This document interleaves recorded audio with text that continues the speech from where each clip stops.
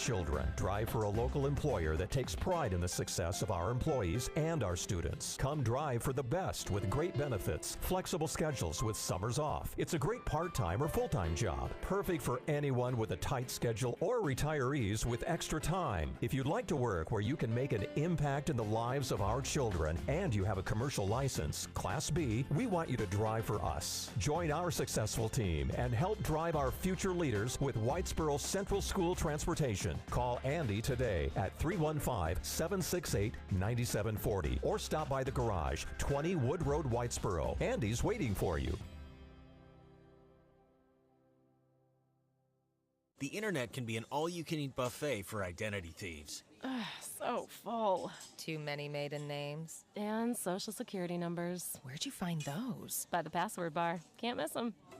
LifeLock alerts you to identity threats you could miss by monitoring your credit and bank statements. If your identity is stolen, a dedicated U.S.-based restoration specialist will work to fix it. No one can prevent all identity theft, but everyone can save up to 25% off their first year with promo code NEWS. Go to lifelock.com. Adirondack Home Furniture knows that when it comes to outdoor furniture, you want something that's comfortable, durable, and stylish. That's why Polywood is the perfect choice. Polywood furniture is made from high-quality materials that are weather-resistant and easy to clean. Plus, each piece is designed with comfort and style in mind, so you can enjoy your outdoor space like never before. Whether you're looking for classic Adirondack chairs, stylish dining sets and sofas, or a beautiful fire pit, Polywood has everything you need to create the perfect outdoor oasis. So why wait? Transform your outdoor space into a place of relaxation, fun, and style with Polywood furniture at Adirondack Home Furniture. Stop in and explore their large selection of Polywood pieces and take one home today. Adirondack Home Furniture does custom orders, delivery, and setup. Stop in today and explore the world of Polywood. Adirondack Home Furniture in the former Riverside Mall, North Utica, or at AdirondackHomeFurniture.com. Flag Day is June 14th, and the Forgo Agency and NYCM Insurance are celebrating with a flag exchange. Show your patriotism by flying a beautiful new American flag. Bring in your old, worn-out American flag to the Forgo Agency, 136 Clinton Road, Route 12B in New Hartford on Tuesday, June 13th and Wednesday, June 14th from 9 a.m. to 5 p.m. and exchange it for a brand new one. They'll handle the proper, respectful disposal of the worn flags. Don't have a flag? Just stop in and they'll give you one. While supplies last. One per household, please.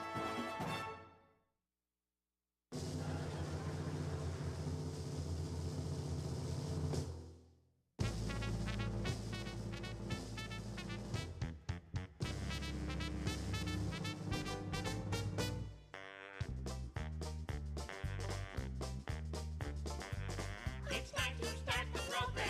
It's time to earn our pay. It's time to meet the people on the Keeler Show today. It's time to read the news and weather. Time to figure out what to say.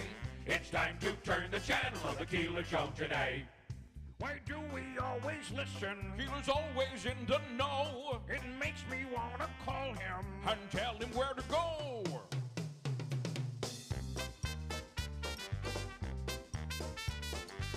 And now let's get things started. Andrew, let's get things started. It's time to get things started. On the most sensational, inspirational, celebrational, Keelerational. This is what we call the Keeler Show. WIBX 950 and 106.9 FM. This is Keeler.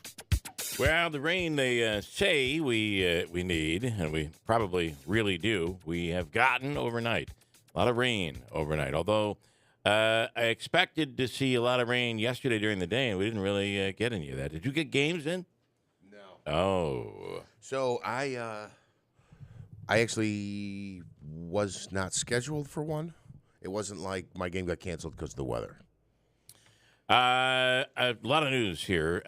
We're getting a report that there were some more arrests in Frankfurt. Davey, that's what is being reported out there, right?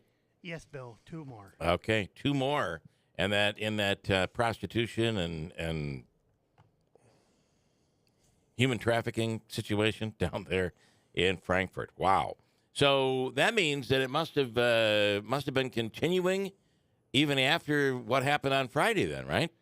I don't know. I'm just going by what I've been. What are you reading in the paper and reading in the news? Yeah. Okay, fair enough, Davey.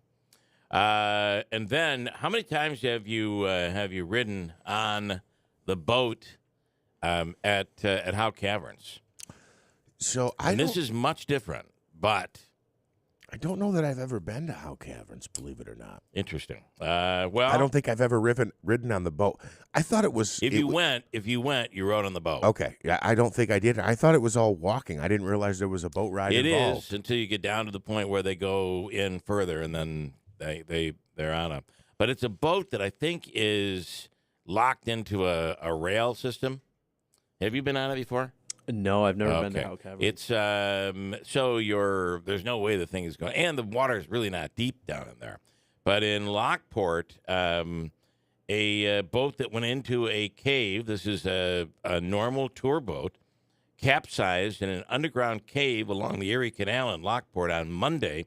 Police say multiple agencies responded, and one person died. The boat actually tipped over and came down on top of one person who did not survive the incident. So I saw that it was described as the boat became unbalanced for some reason, and I don't know. Yeah. It's not funny, but it's interesting. We just talked yesterday about airplanes and proper weight distribution. Right. And that was the thought that popped into my mind. I don't know that was the issue, or if somebody became frightened for some reason, or something happened that made the boat rock. And then essentially, there was 28 people were on board. Yeah, it was loaded right up, and they're going down into a cave, and at some point that thing tipped over. And you just don't expect things like that to happen. You feel like if you're on a tour, everything is absolutely safe. I don't know about anybody else. Whenever I'd get on like a Ferris wheel, and you'd go with kids when we were kids, there's always some moron that wants to rock the thing. Yes. It's like, what the hell are you doing? Stop it. I'll tell you, the last time I was at the Herkimer County Fair, that moron was my 5-year-old son at the time. Rocking away. I was like, Carter, stop it. It was actually kind of funny to see me in my, a couple of years ago, so late 30s, panicking on the top of this Ferris wheel when my son was like, Dad, look, this is fun. Oh, my gosh. Yeah, it'll be fun right up until the point where this thing comes loose and we're allegedly falling to the ground. It's made to not happen that way. Correct, right? but this boat, I'm just saying these things do happen. So in the case of this this boat capsizing, I believe the gentleman who passed away was about 60 years old, and they said many people, when the boat capsized, kind of were holding on to the boat, essentially floating with the help of the boat. In some cases, they got on top of the boat. Right. And they didn't realize that he was underneath the boat. Yeah, so really a sad situation. Yeah. Utica police investigating a possible drive-by shooting that happened over the weekend. Police say they were called to Brinkerhoff Avenue on Sunday afternoon after shots were fired, or a report of shots fired. Officers found several shell casings, and that's all the information they have. It's very difficult to get information in situations like these because nobody wants to talk. However, there's a great way to do it, and that's using Mohawk Valley Crime Stoppers. You can go to their website. There are multiple different ways to report it. It's done 100% anonymously. You could call for Mohawk Valley Crime Stoppers, 866-730-8477 for details or to give information and to do it anonymously. What a win last night for the Denver Nuggets, right? Yeah, first ever championship in franchise history. So congratulations to the Nuggets. I was, believe it or not, as much as I don't like the Heat, I am kind of a Jimmy Butler fan, and I thought he would find a way to at least will it into more of a series, but it was Denver wins in 5 games. Well, they were Miami was up at the half, and then Denver just came back pretty quickly to start the third quarter, and ultimately winning in Game 5. Denver won the series 4-1, and they win it at home. I got some video from outside and inside. My son literally lives just a walk away from the arena and was at last night's game and said it was just anytime you could be at a professional sports championship game, you'll remember that for the rest, whether it's a Super Bowl, Major League Baseball, 1986. I'll never forget it. Game 7, Mets defeating the Boston Red Sox.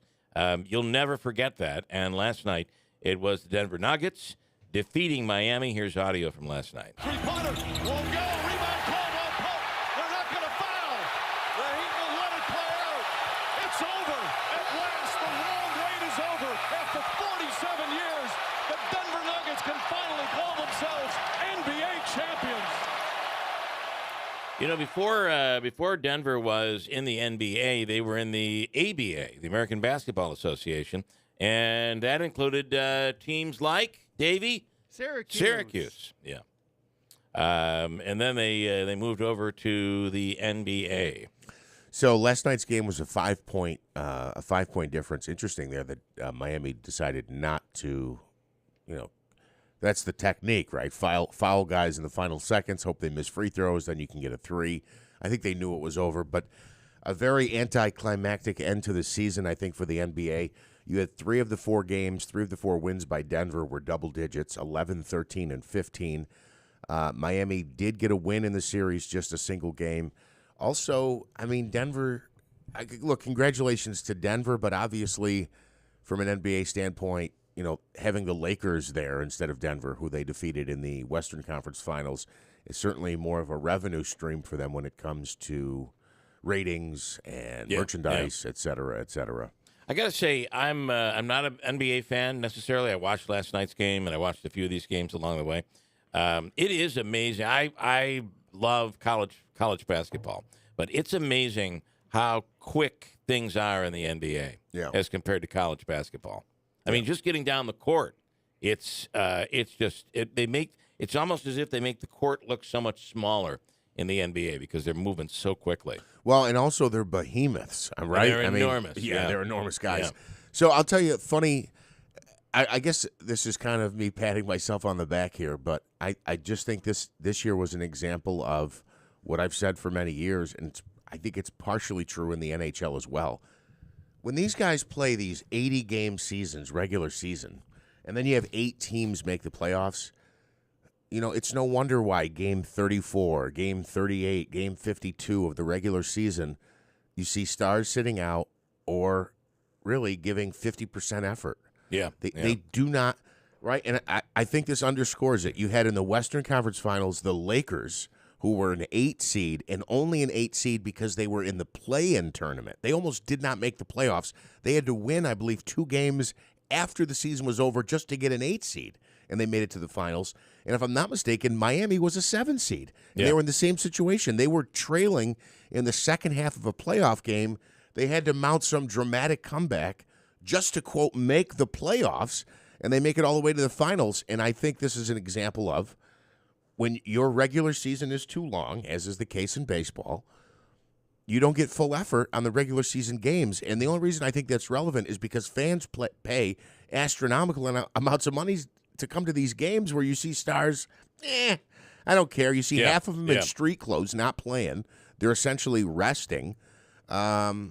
I don't know. It is what it is. But I do love the NBA and NHL playoffs because you watch pro athletes go literally at like 200%. They are trying it is and giving it their all. And, think about how long these seasons, as you're talking about, how long these seasons go. Here we are in June. NBA just wrapped up, and the NHL is getting ready to. Yeah, and they're going to start in like October. Yeah, I know. So what do you got? July and August. September. Well, they'll be doing camp in September. Yeah.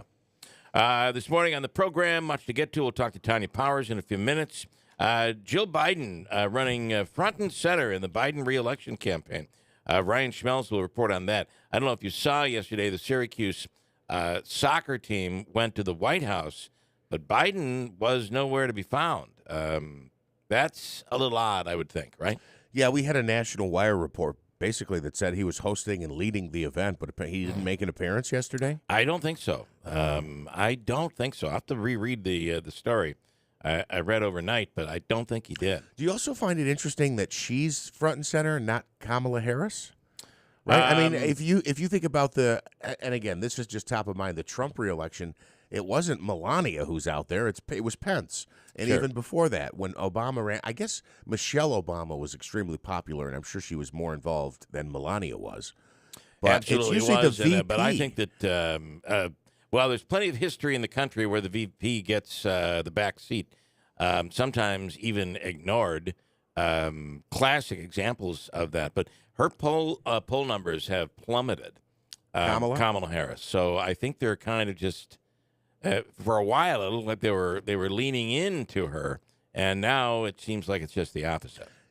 Despite the hate of Trump or whoever the Republican nominee is, I just wonder how many people go, he's not even doing his own events anymore, and if he's not with us, she's going to be the president. So how does that impact your vote? Well, that was their pitch the last time he ran, and he won. Of course, today is the day that President Trump is expected to surrender himself. He'll appear in court, and what happens there, who knows today in Miami. But he flew down to – it's a whole big thing all over again, right? Yeah. They're watching him. It's like the O.J., where O.J. is as he's in the Bronco. They're watching the former president get into the plane take off, landing in Miami, completely following all of that yesterday. But, it is unprecedented, a president being indicted for the first time in history. We'll see that unfold later today. And also a felony charge. I think that's felony absolutely charge is the first time ever. Yep. And they said Fox at the top of the hour said he's cashing in hand over fist with the fundraising over this. Yeah, I got one of the emails, and you just have to hit the button, and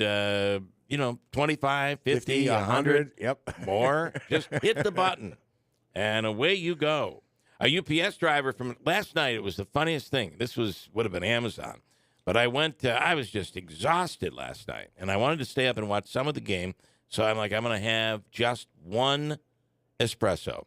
And the way we're doing it now is my wife has the little machine. You just put a pod in, and a really good espresso comes out. It's really good. Like a K-cup type thing? It's an espresso. It's an espresso K-cup? So it just does. We just use it for espresso. Okay. I do it just to be able to stay awake. That's my life. Yeah. So last night I went to the the little container where the pods are, and they're gone. I'm out. Like, what am I going to do? I got to figure out a way. How do I make an espresso? Or do I got to run out to Daylight Donuts at this point? And all of a sudden, I looked to the street, and there was the Amazon truck with 4 cardboard boxes filled with pods. Talk about the timing. To your house? I was literally standing in front of the empty container, like, what am I going to do now? And coming to the rescue is the Amazon man. Amazon man. A UPS driver from Phoenix is being celebrated for retiring after 50 years as a UPS driver on the job.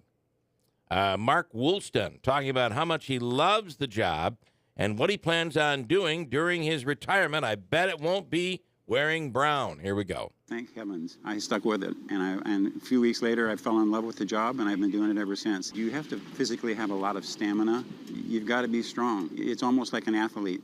I'm definitely going to play some golf and pickleball. It's taken me at least 4 weeks to wrap my mind around the whole idea of retiring, but I am really looking forward to spending more time with my wife and my 3 daughters and my 4 grandchildren. You watch these guys and women at night, especially around the holiday time, when they're out delivering, usually in the evening hours. You take a look, they're getting out of the van, and they're running to your door, running back to the van, because they must just have so many they have to hit before the end of the night.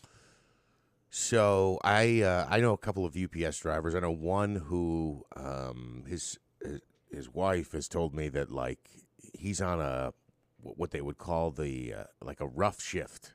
Okay, so he's gotten a couple of routes, not a shift, a route that have been combined because of retirements or departures or whatever. So he's doing like 12-hour days. Like they're long every days. day. Yeah, I mean Saturdays too. This was like 8 o'clock last night. They were coming. So in addition to that, when I left here, I picked up a gig overnight. In addition to working for the state and Marianne, doing some UPS. I was packing the trucks. Didn't Joe Lowe did that too? Joe, and he's the one who turned me on to it. Yeah. So there was a guy. Great way to get in shape. He was, it was, and he's he'd kind of hit me with some stats, and you're stocking multiple trucks, so they'll come along periodically and make sure that you're loading boxes in the right truck. And there were a couple nights where I'd have like 5 or 6 boxes I put in the wrong truck. I put it in the right area of the truck, but it was the wrong truck, right? Because they do a whole alphabetical system and then a numbering system, so whatever. But this guy, and he was actually from the UK, and I'll never forget it. I used to call him Pekka Jeeves, right? He goes, you got to give the driver a chance. The average is 17 seconds from the time the truck stops till you leave again. So, you're right. It is unbelievable. They're running to your door, going back to the vehicle, and taking off. Yeah, they go in the vehicle, find it, deliver it, take a photo of it, send the photo somewhere, get in the truck and pull off. And on average, it's supposed to be done in less than 17 seconds. So I'll never forget that. It was my first or second night and him hollering at me, you got to give the driver a chance. That's a good accent. Yesterday, Pat Sajak announced that he'll no longer be driving UPS trucks. Yeah. He's retiring, giving it up. End of an era. So I wonder what that means for Vanna, because, the daughter of Pat Sajak has been filling in when Vanna's not there. And in the last couple of years, you remember when Pat was out sick, they had people filling in for Pat Sajak. And I don't think the Vanna experiment went all that well. Right. So who would replace? I mean, you think about, I guess they've been able to do it with Jeopardy. Yeah. I mean, they figured it's out not a the way. Same, but it's they've not survived. The same. They've survived. You're not happy with it, though, Davey. What? The Jeopardy. I like Jeopardy. Yeah, okay. It'd just be interesting to see who they're going to get to replace Pat Sajak. I'd like to see the list of names that are rumored. That's going to be a hard one.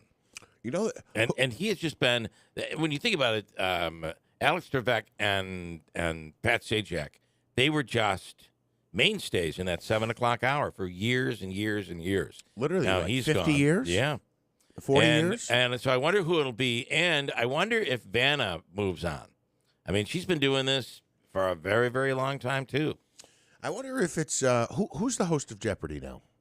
Well, there are two of them. You have the guy who does the celebrity stuff which is prime time. And then you have I don't know either one of their names. Blossom is her name. I call her Blossom. Blossom. Wasn't that the character she played on TV? Yeah. The Bialik? Yeah. Bialik? Yeah. Let's see. Ken Jennings is the guy. So they basically pivot back and forth doing it. And then I just don't know who they'll get to replace Pat Sajak. So the guy who was the winner on Jeopardy, who became the host, Ken Jennings. Yeah, I actually could see him as the next Pat Sajak. I don't know why. I've just had that visual in my mind. I think he's too smart for Wheel of Fortune. Watch it be Ryan Seacrest. The Jeopardy people think they're so much smarter. Well, some of those questions are brutal. Yeah. And why does Ryan Seacrest get everything? I don't he gets see to right. do everything. I don't think that's a rumor at all out there. I'm just saying. You're just saying it. I had a hard time seeing Drew Carey replace Bob Barker on The Price is Right. Well, that was another one. And then the Family Feud had the original host, the guy from Hogan's Heroes. Yeah, Richard Dawson. And then it went to Ray Price. And then it was Ray something else. Yeah, and Ray Combs. Ray Combs. And he ended up committing suicide. Right. So and then it went to Louis Anderson. Yeah. Which was terrible. And now Steve Harvey does it. Yeah. A 12. This, there's a reason why you have a fence around your pool, and one of those is to keep kids out, right? Safety, for safety reasons. The other is to keep drunks out. If you don't have a good-sized fence around your pool, you could end up with a deer in your pool. Oh, really? Here. Oh, absolutely. Oh, no kidding. Well, you think about it. A deer goes trotting. You ever seen a deer in your backyard? Yeah. That deer could end up in your pool. And if you have a liner in the pool, just imagine what could happen there as the deer is trying to get out. A 12-year-old boy, and it doesn't even say where this story is located. Probably Florida. 12-year, probably not. Oh, this is Long Island. A 12-year-old boy from Long Island rescued a newborn deer that fell into his family pool. So we need to alter that. A rich 12-year-old boy from Long Island, right? Is that I the guess rich? maybe. Yeah. It's a pretty wealthy section. There are a lot of beautiful homes over there. Greg Mestasis and his son, here's audio of them. Of course, you can't save a deer without videotaping it and putting it up on social media. Here we go. Here's the audio. She's like a day old. I hope she don't fall in the pool. I'm going to have to go get her. I'm going to go get her. Let's get her out. Go on the other side and grab her out. All right. But when you get her out, just let her go because the mother's not going to be happy. Go ahead. Okay. Then leave her. Just back up. Let's get away from her. Let the mother come take care of her. Go back here. Hurry up. I just saved a little baby. Look at her. That's so adorable. Well, it's pretty cool, especially if the water was warm. I mean, the deer probably was like, what are you getting me out for? Initially, I thought the 12-year-old was the father there. I'm like, wow, this kid went through puberty early. Yeah. We got to go get him. It happens. So, yeah, you don't want to touch the thing too much because then the mother will end up rejecting it. Right. But, yeah, so they're lucky they were there because that deer would have been at the bottom of the pool, most likely, if it was overnight. Yeah, traumatic probably for the child. So very, very important to make sure you just don't let that happen. Getting a deer out of it. Bad enough with a skunk or something like that. Getting a deer out of your pool. Good luck. It's required, right? You have to have the fencing. I mean, the fencing is more to keep people out, right? But I think your fence has to be what? Around here, depending on your municipality, about a 4-foot fence. Maybe it's a 3-foot fence, 4-foot fence. So a deer could probably jump that pretty easily. Oh, that's probably true. Yeah, so that's how this stuff does happen. I want to say the restriction is the pool has to be 3 feet above the ground, and you might not need a fence. I'm not exactly sure. Not sure about the above grounds, the above ground pools. What else? This morning, also on the program, Clem Harris is on the radio this morning. You know who that is? A candidate for Congress. Clem Harris is running in the 22nd Congressional District, running against Brandon Williams. He's announced recently. We'll talk to him for the first time and see what is this the professor at Utica College. He's from Syracuse, but he's a professor at Utica University. Yeah, I believe he lives in Camillus. Utica University is where he is employed now, and he's a former advisor or staffer for Governor David Patterson. So I found that interesting as well. We'll talk to him later this morning. Now, he's the second Democrat to come out. Sarah Clee Hood, who ran the last time, and I don't think she survived the primary, has already announced her intention to run for the 22nd District once again. So you've got 2 Democrats already in the race. And we're still a year and a half from the election, right? And we're still a year and a half from the election. And this is kind of slow considering what it was when Claudia Tenney and Anthony Brindisi were kind of running back and forth. Yeah. They were all getting in pretty early. Yeah, and if I'm not mistaken, last time, weren't there 4 Democrats at one point in the race? I believe so. Yeah, and everybody thought they were bound to win. One of those Democrats would win. Turns out, no, didn't work out that way. And let me break. We'll come back here. Coming up, we'll talk to Tanya J. Powers in a second. Stand by for that. It is a bit of a cloudy, rainy start to the day. We'll give you the full forecast coming up top of the hour. That rain certainly much needed as the lawns are starting to turn back to green. We were pretty close to a drought situation here. 646 at WIBX. Tallman's Tire and Auto Repair. Great service at a great price. Tallman's Tire and Auto Repair welcomes you to the grand opening of their brand new state-of-the-art facility located on East Chestnut Street in Rome. A grand opening celebration will be held at Tallman's Tire and Auto Repair on Wednesday, June 14th from 1 p.m. to 4 p.m.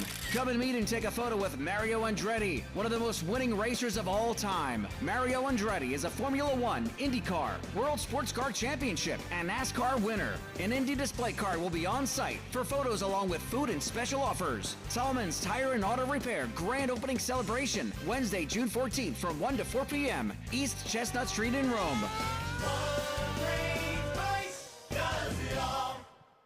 All the talk, all the time. The people of this country need to educate right now. WIBX 950 and 106.9 FM. The government is spying on you. No surprise, I know. But did you know the banks are helping them? And did you know that withdrawing your cash from the bank can be very risky? That's right. Let Swiss America educate you about this. Banks are now required to spy on us for the government, and they report any behavior they think is suspicious. You'll be shocked when you read The Secret War on Cash from Swiss America. This new war against cash is really a war against the Constitution, against all freedom-loving Americans. You must read The Secret War on Cash. Get your free copy by calling or texting 800-630-1490. That's 800-630-1490. This war on cash is growing daily, and it also includes all forms of digital money. So please get and read The Secret War on Cash free by calling or texting right now at 800-630-1490. That's 800-630-1490. Message and data rates may apply. Hey, the fastest growing real estate company here in the area is River Hills Properties. Bill and Robin Maggio, when this all began close to 15 years ago, they had a vision. The vision was, let's be different. Let's offer different services. That's how we will grow. Let's be unique. Let's do extra things for the people who are selling their homes. And that's exactly what they've done. Every step of the process, from the very beginning when you decide to sell your home or your property till the very end, River Hills Properties is with you. They'll be at the appraisal. They'll be at the inspection. They'll strategize with you as you are going forward. Every time your house is shown, they'll make sure the lights are on. Everything is ready to go. And, of course, if somebody has questions that's looking at the home, they are on the scene to answer those questions. When they say they don't use the lockbox, that's exactly what we're talking about here. It's all about service. It's like having an assistant help you sell your home, and they have you covered. It lowers the stress level and speeds up the process. It's River Hills, the River Hills way of selling a home. They have offices in Barneville, Little Falls, and Utica. Online, it's riverhillspropertiesllc.com. Call 315-896-1009. Remember, nobody sells homes like River Hills Properties. WIBX 950 and 106.9 FM. This is Keeler. So I got to say, there's been and I'd like to know if anybody else has seen any of this, but we'll talk to Dr. Hall about it coming up at some point next hour. I've heard from more and more of these telemed calls that you can go on. Yeah. Have you had, for instance, like a really bad cold, you thought you had a sinus infection, you went to the doctor in hopes that they would give you an antibiotic, and they're like, nah, I don't think you have a sinus infection. I've had it happen. I've had it happen to my kids. Not Totally necessarily for me. Okay.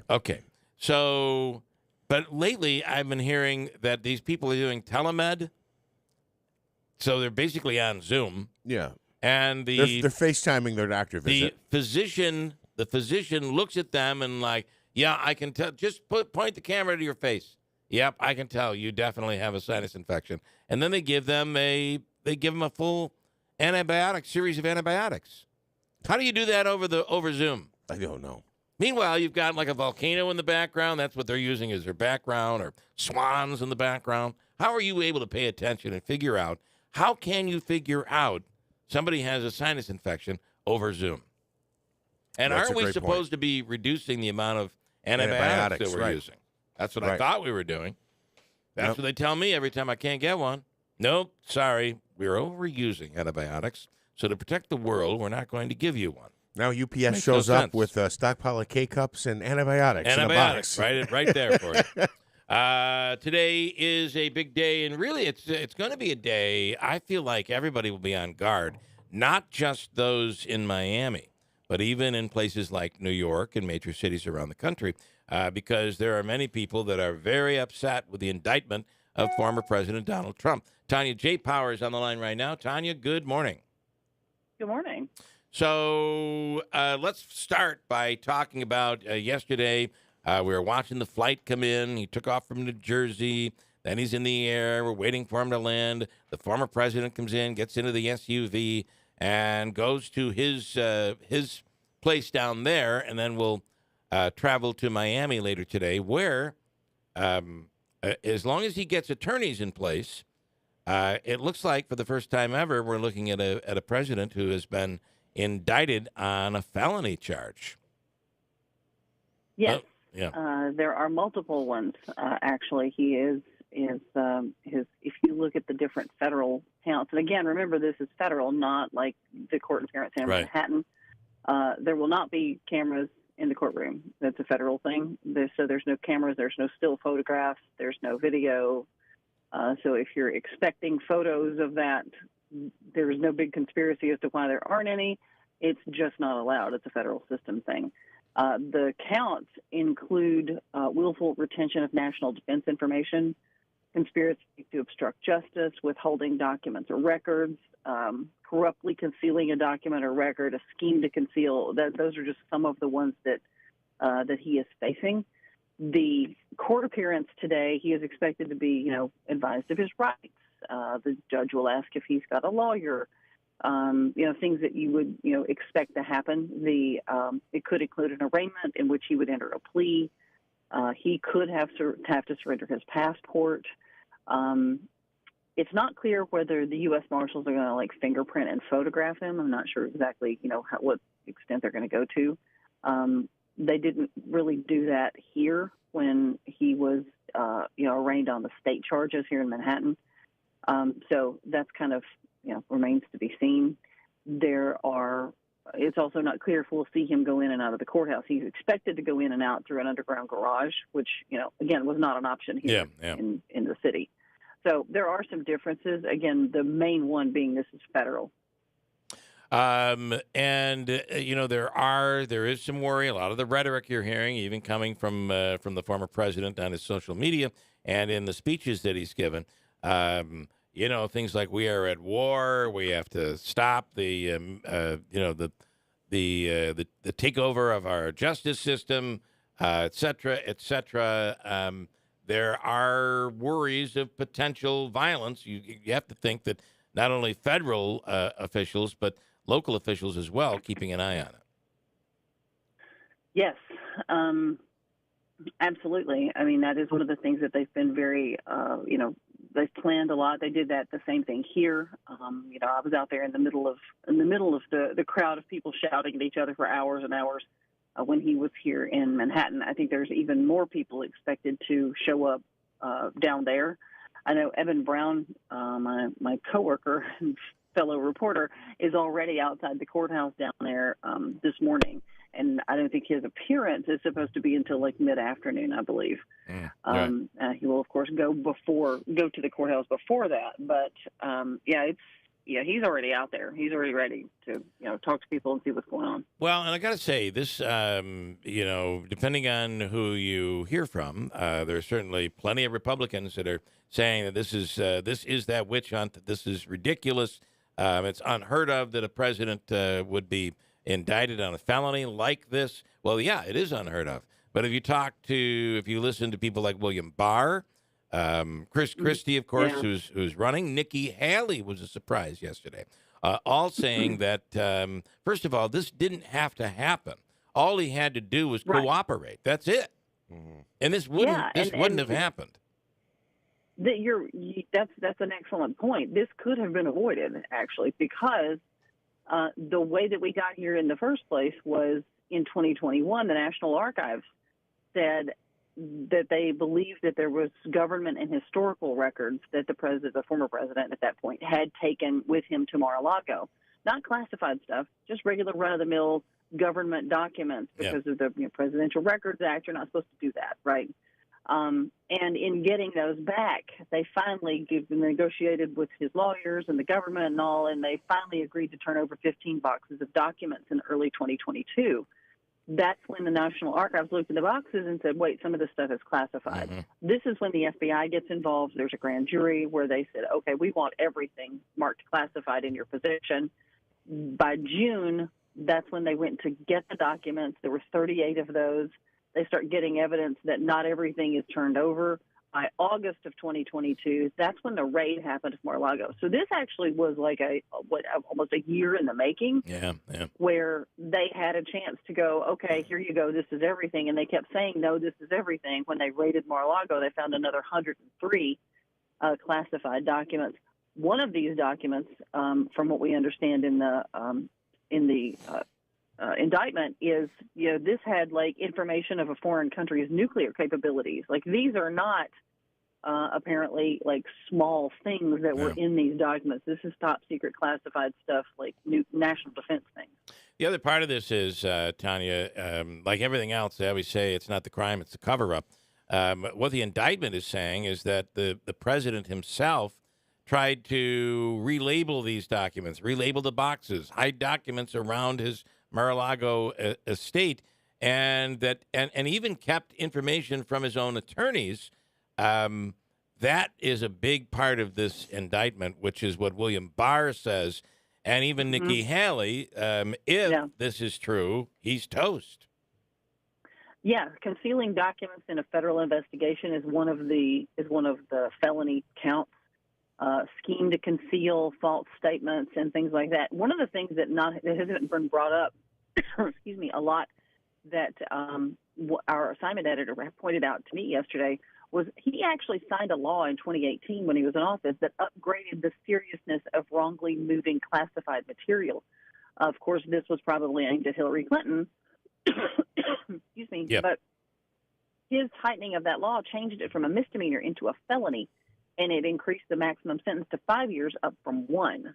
So that actually could come back to sort of, be a problem for him. Oh, boy. It does not end. It just does not end. But it did not have to happen. That's, I think, the craziest part of this whole story. As always, Tanya, we appreciate your insight. Good luck out there, and we'll talk again soon. Oops. Somehow I lost her. Did I hit that? Did you hit that, Davey? I don't know.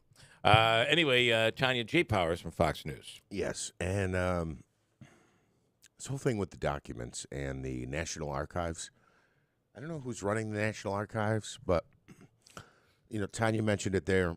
There were documents that were thought to be not classified. They were just presidential documents that were returned, and then there's a whole level, a series of levels of what is it's top secret versus classified versus whatever. And the National Archives said, some of these are classified documents, and there might be more. And then it was the same thing with Pence and the same thing with Biden. All these documents that came back, they were like, we didn't even know they were missing. Yeah.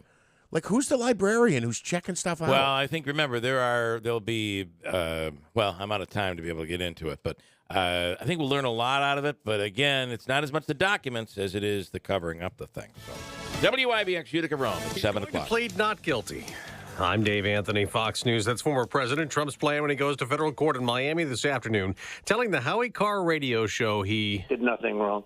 Presidential Records Act. It's not even a criminal event. There is no criminality here. It's ridiculous. He's facing 37 criminal charges, including obstruction of justice related to the classified documents he had at his Mar-a-Lago, Florida resort. Trump supporters showed up when he arrived in Miami, saying he's being targeted. Right after he announced that he's running for the next presidential election, it just looks bad. There was also a small group of protesters out there, some holding a lock him up sign. Law enforcement are increasing security here at the courthouse. Miami city officials say they have layered plans in place to deal with the crowds. That's Fox's Jonathan Sari. They partied late into the night in Denver, celebrating this. At last, the long wait is over. After 47 years, the Denver Nuggets can finally call themselves NBA champions. The final call on ABC after the Nuggets beat the Miami Heat in Game 5 of the NBA Finals, but not far from the arena as people celebrated in Denver. Shots rang out. 9 people were injured, 3 in critical condition. The suspected gunman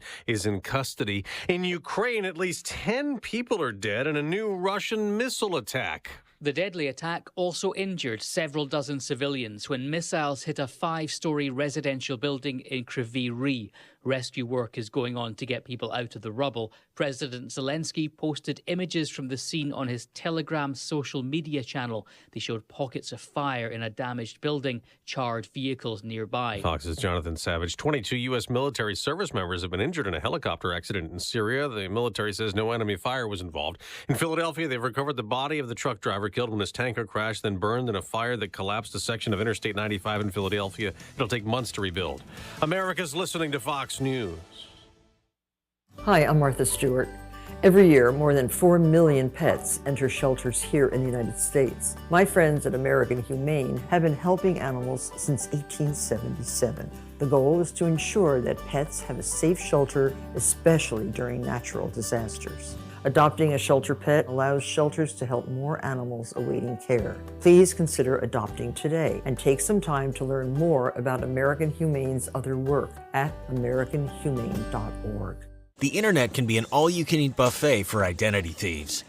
So full. Too many maiden names. And social security numbers. Where'd you find those? By the password bar. Can't miss them. LifeLock alerts you to identity threats you could miss by monitoring your credit and bank statements. If your identity is stolen, a dedicated U.S.-based restoration specialist will work to fix it. No one can prevent all identity theft, but everyone can save up to 25% off their first year with promo code NEWS. Go to LifeLock.com. We have mostly cloudy skies and 56 degrees. WIBX News Time is 7:03. This news update is brought to you by Cliff's Local Market. They keep you going. Well, the woman involved in the theft of more than $500,000 from the Onondaga County Sheriff's Office has been sentenced for her role in that crime. Yesterday, a judge ordered Karen Eames to spend the next 6 months behind bars and also 5 years of probation. Eames pleaded guilty to possessing the funds that her husband, Deputy Isaac Eames, stole, and the couple then used that money for personal expenses. Last year, Isaac Eames shot his wife and killed their son before taking his own life. Senate Majority Leader Chuck Schumer has revealed a first-of-its-kind career opportunity hub will be set up at Albany Nanotech. The goal of the initiative is to help teach the next generation of the state's semiconductor and tech workforce. Once the training is complete, people can work for companies like Plug Power and Global Foundries. The program will also be expanded to other schools in the area, including Hudson Valley Community College, Schenectady County Community College, and right here in Utica at Mohawk Valley Community College. Singer John Mellencamp deciding to cancel his show that was scheduled to take place at the Palace Theater in Albany last night. The announcement was, this evening. The announcement was made yesterday, but no reason as to why the sold-out performance was being canceled. Anyone who bought tickets will be eligible to get a refund for them at the point of purchase. As of right now, Mellencamp's concert in Syracuse, set for tomorrow, is still listed on his official website. Smitty, nodding. He didn't have tickets for that one? No. So he's canceling tonight in Albany, but still scheduled to perform in Syracuse tomorrow. Darryl Strawberry coming to a Syracuse Mets game. Straw is set to appear at the August 18th Mets home game. And throughout the ceremonial first pitch, he'll also be taking time to sign autographs for fans and deliver a post-game message where he will address the topics of redemption, faith, and love. Strawberry is former Met and Yankee. He played 17 seasons in the major leagues and is a multi-time World Series champion. Your WIBX Weather Center forecast says we could see some showers this afternoon. There are some more chances of rain. Here's what we can expect later today from Eyewitness News. I'm Eyewitness News Chief Meteorologist Craig Flint in the WIBX Weather Center. Today, less humid under a partly to mostly sunny sky, mainly rain-free. Increasing clouds in the afternoon, few showers by late evening. High of 72. Tonight, mostly cloudy, scattered showers near 50. And tomorrow, not as warm with scattered rain showers and embedded thunderstorms, a high of 67. For more on your local forecast, tune to Eyewitness News at 6 on WUTR. I'm meteorologist Craig Flint on WIBX 950 and 106.9 FM. We have cloudy skies and 56 degrees. And before we jump into sports, did anybody see, John in Rome sent me a message yesterday, and I didn't get a chance to get into it, but did anybody see the John Sterling hit by a foul ball? Yeah. I did see it. I thought it was pretty awesome that he got hit right in the face and kept right broadcasting. No! Oh! John Sterling, now 84 years old. Smitty, did you see this? Yes, I did, and I actually listened to the broadcast when the ball hit him. Oh, Susan. So I'm kind of poking fun here a little bit, but I have to give him credit. 84 years old, he took a foul ball off the face, and he kept broadcasting. So tip of the cap to broadcasting legend John Sterling. We need to come up with a nickname for him. I'll try. We'll come up with something. Send your suggestions via the WIBX 950 app. Somebody says something real good, we'll hook them up with one of those food and fun cards. So here is sports with Devin. Go ahead. Oh, I got to hit the button, right? Here we go. Try it again. Here is sports with Devin. There we go. Broadcasting from the IBEW Local 43 Sports Desk, I'm Devin Furpo with sports. The Denver Nuggets are 2023 NBA champions. The Nuggets defeated the Miami Heat 94-89 in Game 5 of the NBA Finals at Ball Arena to win their first title in the franchise history. Nikola Jokic led the way with 28 points, 16 rebounds to close out the series. Jokic was named Finals MVP following his historic performance. The Heat have now lost in the NBA Finals in the last 2 of 4 seasons. The Golden Knights are knocking on the door of Lord Stanley's Cup. Las Vegas will try to beat the Panthers at T-Mobile Arena in Game 5 of the Cup final tonight. Florida could be without their star player. Matthew Tkachuk was limited to 16 minutes of ice time and is dealing with an undisclosed injury. He leads the team in playoff scoring with 11 goals and 24 points. The Giants are going to be without one of their top players for a mandatory minicamp this week. Running back Saquon Barkley will not be attending due to an ongoing contract negotiations. New York placed a franchise tag on Barkley in March, but he has yet to sign. The deadline for players who are tagged to get a contract extension done in July 17th. If a deal isn't reached, Barkley can either sign the tag and play the 2023 season at that salary or choose to hold out until he signs the tag or gets a new deal done. Barkley is considered sitting out the season. The latest chapter of the Subway Series will be written this week. The Yankees are visiting the Mets for a 2-game set that begins tonight in Citi Field in Flushing. Veteran right-hander Max Scherzer expected to toe the rubber for the home team as he enters 5-2 with 58 strikeouts and a 3.71 ERA. Scherzer will be opposed by righty Luis Severino and is 0-1 with 18 strikeouts and a 5.75 ERA. With sports, I'm Devin Furpo at WIBX 950 and 106.9 FM. Now, Davey, that was Devin Furpo with his sports report there. And if I did the whole program today in my John Sterling impression voice, Bill would literally kill me. So we'll try to wrap this up and try to straighten it out here. But if you have a suggestion on a nickname for, like, what are some of the more ridiculous nicknames that Sterling has come up with? El Capitan! Yeah. A-bomb from A-Rod. No, I think A-bomb from A-Rod was a decent one, and calling, Jeter the captain. Burn, baby, burn. Okay, that was a little foolish. He's got one for everybody. What's he do for Volpe? I don't know what he does for Volpe. There when are he just does so many. DJ LeMahieu, he calls him David John.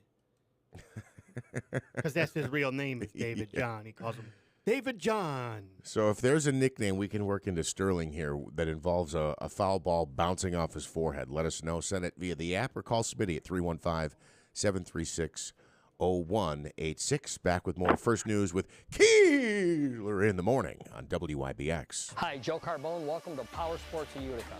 $1,500 rebates on jet skis.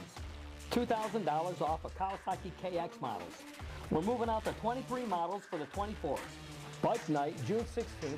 Plenty of cold refreshments. Hi, I'm Joe Carbone. Welcome to Harley-Davidson of Utica. 50% off of all footwear. 40% off of all camp chairs, table sets.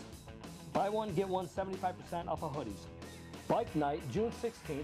Plenty of cold refreshments. Spring is on the way, and if you're looking to make the most of it in a new RV, camper, boat, or trailer, then look to Mohawk Valley FCU.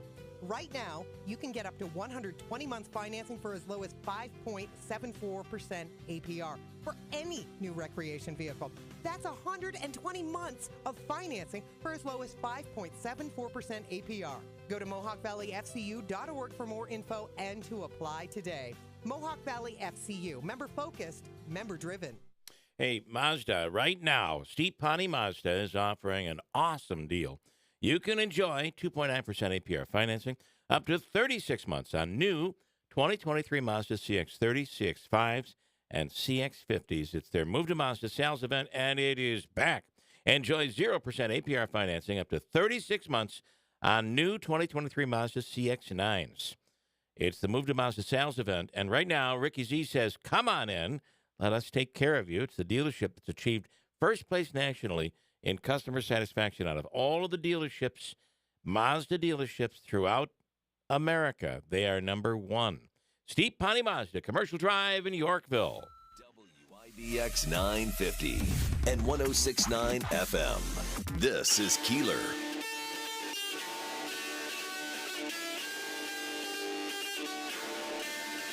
All right, Ryan Schmelz on the line right now from Fox News Radio. Ryan, good morning.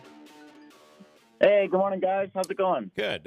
Let's, it's funny because yesterday, I got to look this up here, but I'm pretty sure yesterday, the Syracuse soccer team, national champions, did you look this up yet? I'm pretty sure they went to, not you, Ryan, sorry. I'm pretty sure they went to the White House yesterday, but I don't think Biden was there, but he was supposed to be. But they made the best of it. Joe Biden's absence. Rain couldn't spoil Syracuse soccer team's big day at the White House. And then, this story that, of course, Jill Biden is kind of leading the way when it comes to this reelection effort. Oh, it's certainly, and you're starting to see her really start to kick off with a bunch of events. You have her going to Los Angeles, San Francisco, as well as New York, where she's going to be, participating in a significant amount of fundraisers. And, this is kind of not shocking. I think a lot of first ladies are seen as assets when it comes to reelection time for an incumbent president, and certainly this is no different. And I think one thing to keep in mind, too, is that a lot of these fundraisers she's going to be going to are not just for the reelection campaign for president, but they're also helping out with a lot of state races and state Democratic parties. And when we consider what happened in the midterms, New York and California were kind of the states that buried the Democrats' chances of winning back the House. She's pretty, I think that they're using her because she's pretty popular. She is popular. She's not a real doctor. She's not a real doctor? And she's probably a doctor of education. Well, this could be false information that I received, but I don't think she ever completed that. Do you have any info on that, Ryan? No, I do not. But I do know she does have an extensive career in education, and certainly that's something that President Biden likes to point out and something she likes to discuss when it comes to a number of issues. So she, education seems to be something she really pushes for. She uses it to connect with a lot of different teachers unions and other teachers across the country. And certainly wouldn't be shocked if she uses that during these fundraisers. It's, as you said, there's no big surprise here. I think she played quite an influential role when he first ran. There's a series of first ladies who have been influential when it comes to the administration, when it comes to, of course, the campaign. But you cannot avoid, as Manaske said earlier, you can't avoid the fact that Kamala Harris seems to be playing a little bit of a lesser role when it comes to campaigning here. Are you noticing that, or it's the hide and seek Kamala Harris? Is it our imagination here? Well, we haven't seen any aggressive or extensive campaigning from President Biden and Vice President Harris just yet. Now, of course, there could always be the argument to be made that, well, they still have to run the country, and they do have the luxury of incumbency, but they also have the fact that they still have to do their jobs. So that's one of the burdens of incumbency. But, President Biden kind of proved during the last campaign that, he doesn't have to make as many public appearances, and he can still raise the money and still, participate in campaign events. I think social media has given them an opportunity to do that and have to be less on the road when it comes to campaigning. But we are still early in the process. It isn't a shocker that there's a lot of fundraisers that are going on. And you are seeing other candidates like President Trump, Governor DeSantis, who are aggressively campaigning right now, but also they have a primary to win, whereas President Biden, while Robert F. Kennedy does have some pretty impressive polling numbers for somebody who is trying to unseat an incumbent president within his own party, it still looks like it's going to be smooth sailing for the president in the primary process. Yeah. Somebody has said that they think that Biden had a root canal yesterday. Is that true? That's correct, yes. Oh, that is true. Oh, Man, I hate root canals. I don't blame him. No soccer for me. I've got to deal with this issue. So. I saw that and I was just like, ooh, that's out. Not good. I have to tell you, I have my dentist just recently when I was having a filling repaired, meaning that he had to drill. He asked me, "Want to do this without numbing?" And I'm like, "What?" Good one. Good one. Yeah. You're kidding, right? I tried it. I tried it for about 30 seconds, and then I'm like, "Okay, hands up. Let's shoot me up with some Novocaine here." So, okay, Ryan, as always, thank you so much. Have a wonderful day. We appreciate your time. Hey, you too. Thank you as always. Thanks, Ryan Schmelz from Fox News Radio. Can I just? Yeah, I don't think so. I think you're just gonna have to. I'll take the needle. Yes, no question about it. I mean, that sounds extremely painful. Even sometimes the scraping noise they make on your teeth when they're cleaning them. I can't stand the smell. The smell of the burning. Oh, I don't even know. I've never had any drilling. I've never had any drilling done. You've never had any drilling? Wow. No.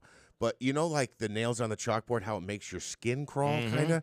That scraping of the teeth sometimes makes my whole body, almost shiver. It gets that skin crawl feeling. You're a bit weird like that. I don't want to call you weird, but if there's someone in here smacking, although Andrew was... No, Andrew was the smacker. Andrew was the one that was bothered by your smacking. Yes, Andrew had one of the greatest lines I felt like of all time that I've ever heard live, real time, that wasn't a planned joke. He had made a giant bowl of popcorn, and I said, "Can I have some of that popcorn?" And he said, "If you eat it in the other room." That's a good one. He hated me smacking on popcorn. So when I did sports there, I played the audio. I pulled it up of John Sterling getting hit by the foul ball. He got hit hard, too. We were having a little fun at his expense. So I said, "Does anybody have a nickname like Sterling gives every home run hitter a nickname?" And I said, "What would the one be for Anthony Volpe?" So here's a couple of things that came in here.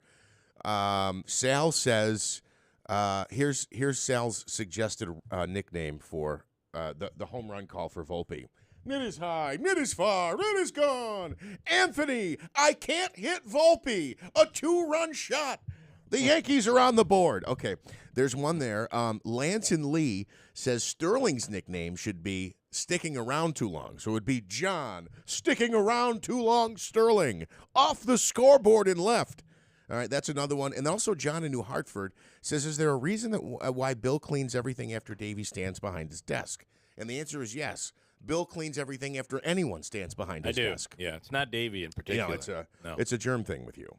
Yeah, it is what it is, right? Yeah. Let's see. I have a couple of other quick comments, and all of a sudden, my phone. Anthony, I can't hit Volpe.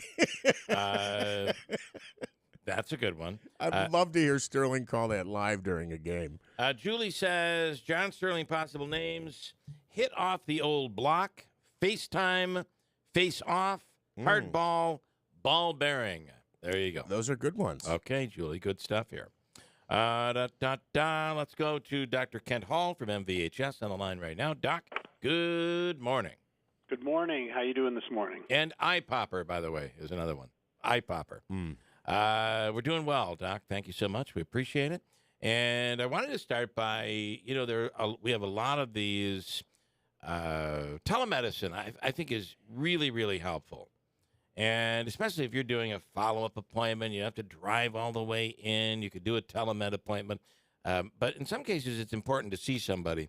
I keep hearing these stories, and maybe you can clear this up, of going through one of the telemed clinics that have popped up in the area where they can look at your face, and maybe it's your forehead and your nose. They can look at it carefully and diagnose you with a sinus infection.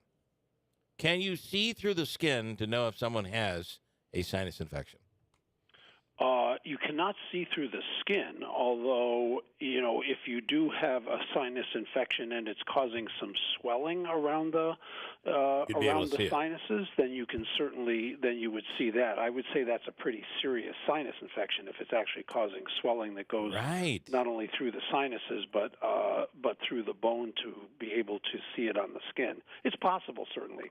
I know of two situations where people were put on antibiotics over a Zoom call. And I find that very hard to believe at a time when we're all supposed to be I'm going to tell you, I've argued with my doctor. I'm telling you, I know I have a sinus infection.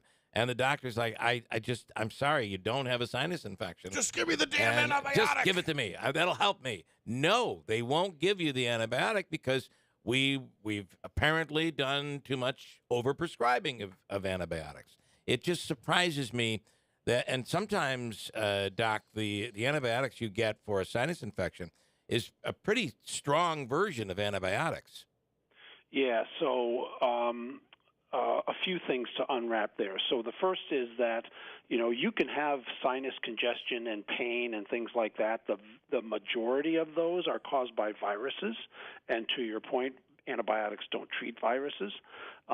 If you do have a bacterial sinus infection, that can actually be caused by a number of potential bacteria, and unfortunately, the only way that you can be sure that you are treating it completely is to give what's called a broad spectrum antibiotic. Yeah. The reality is that it's not common for people that when they think they have a sinus infection to actually need antibiotics. It's really much more that they need warm compresses, drink lots of fluids, decongestants, things like that to let the sinuses drain, because it's the sinus, it's the backup of the mucus that causes the discomfort. Do you like the neti pot?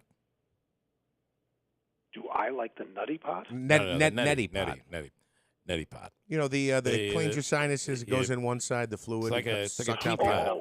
Yeah. Pour it in the. Yes. Yeah. Actually, that does work well. It is an irrigation method that we in the medical community used to use fairly frequently. For people that had severe congestion and stuff, and now they've developed it into something that can be done by at your own home. Mm-hmm. Yeah, and in fact, I believe the new product in the market is Novage. I hear the commercials all the time. That's People are asking, what's going on? What's going on? You need the Novage. Call today. Sorry, Doc. We're a little wacky this morning. Follow the shiny things. That's us. My grandmother used to.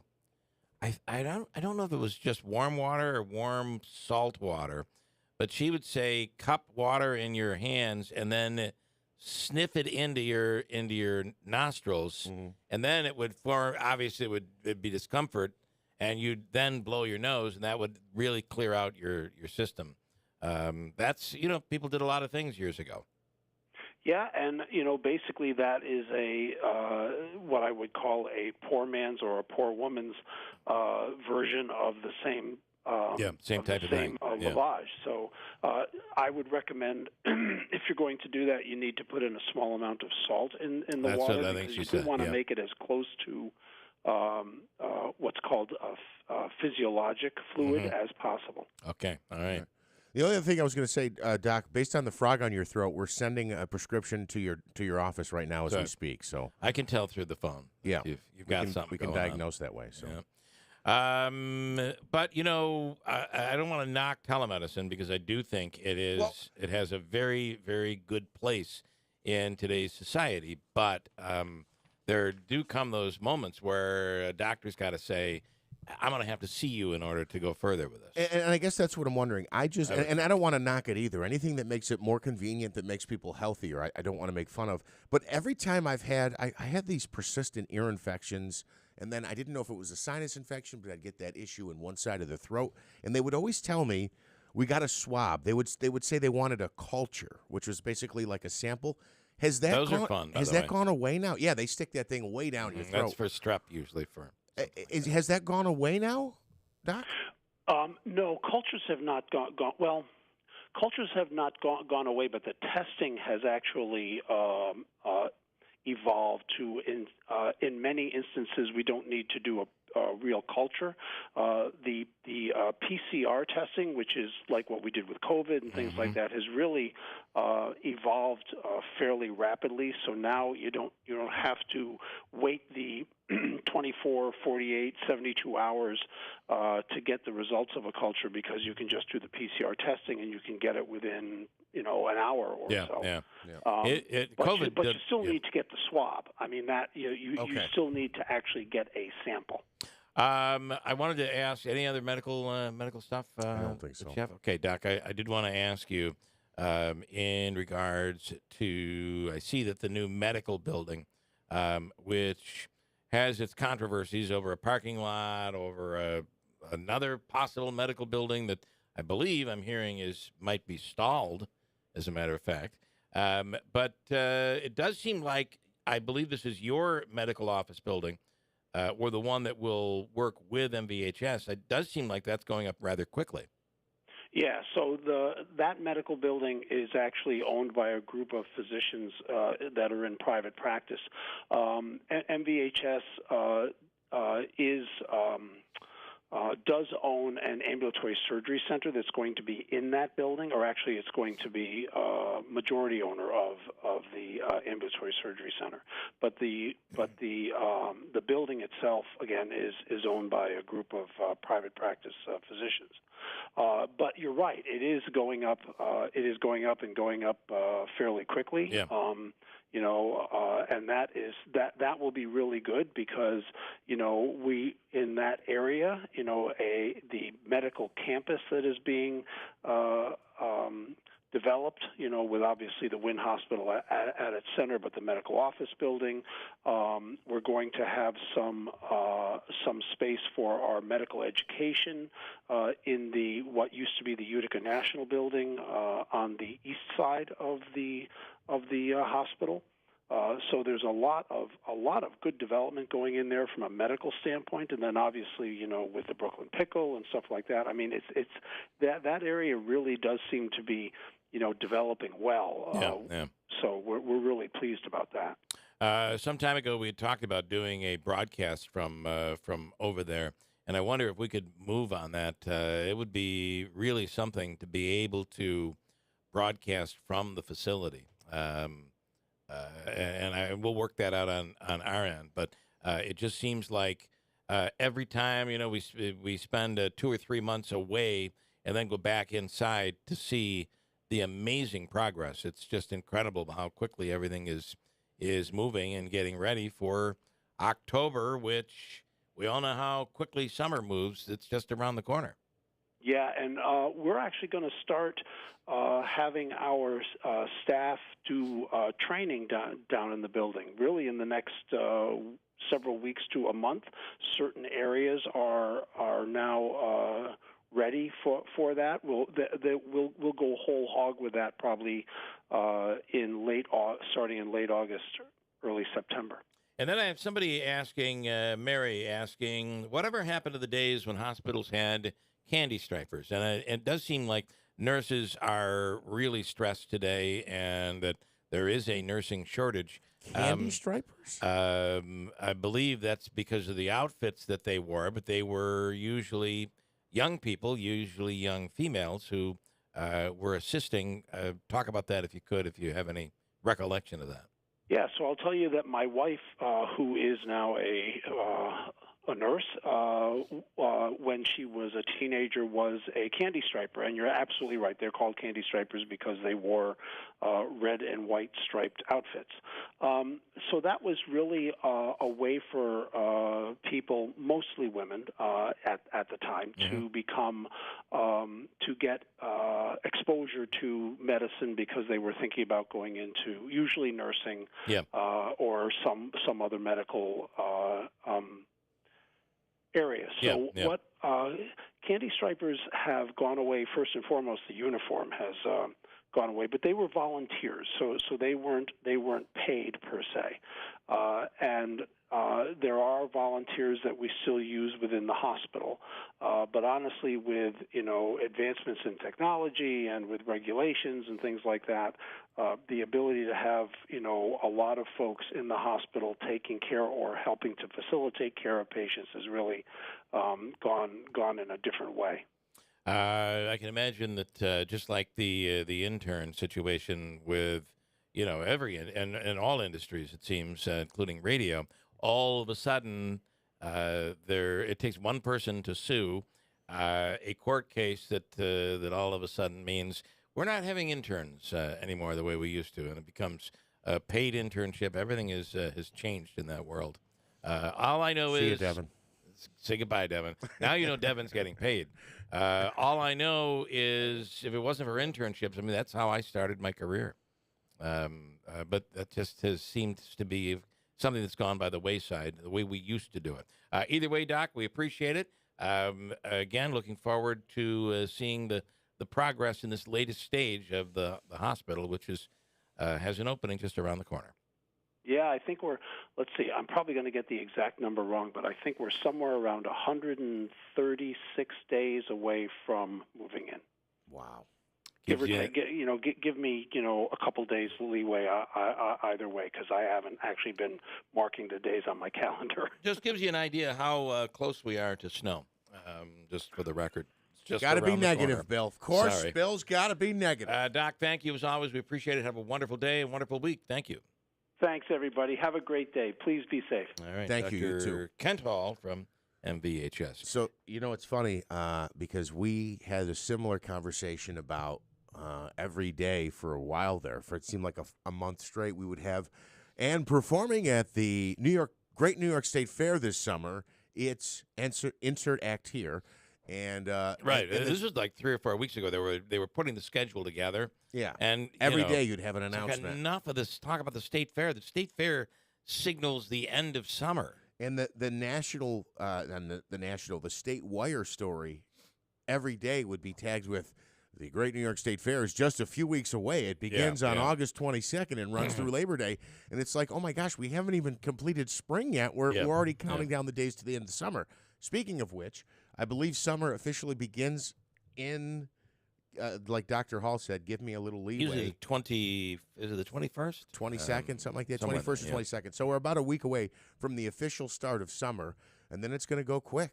It's going to go quick. Enjoy it. Also, about a week away, a few days away from the start of early voting in the upcoming primaries. Depending on where you live, there are plenty of heated races that are out there. One of them is the Republican primary for mayor of Utica, Bob Cardillo, and why is he escaping? Mike Galimi, the president of the Common Council. Sorry, Mike, just had a moment there. They are in studio tomorrow for a debate in studio. Yes, looking forward to it. So that'll be quite interesting. And Sarah's Flooring Outlet is the area's leading store when it comes to flooring. If it's flooring, it's in Sarah's. You will not find a larger inventory anywhere. We recently had hardwood floors put in. Beautiful job.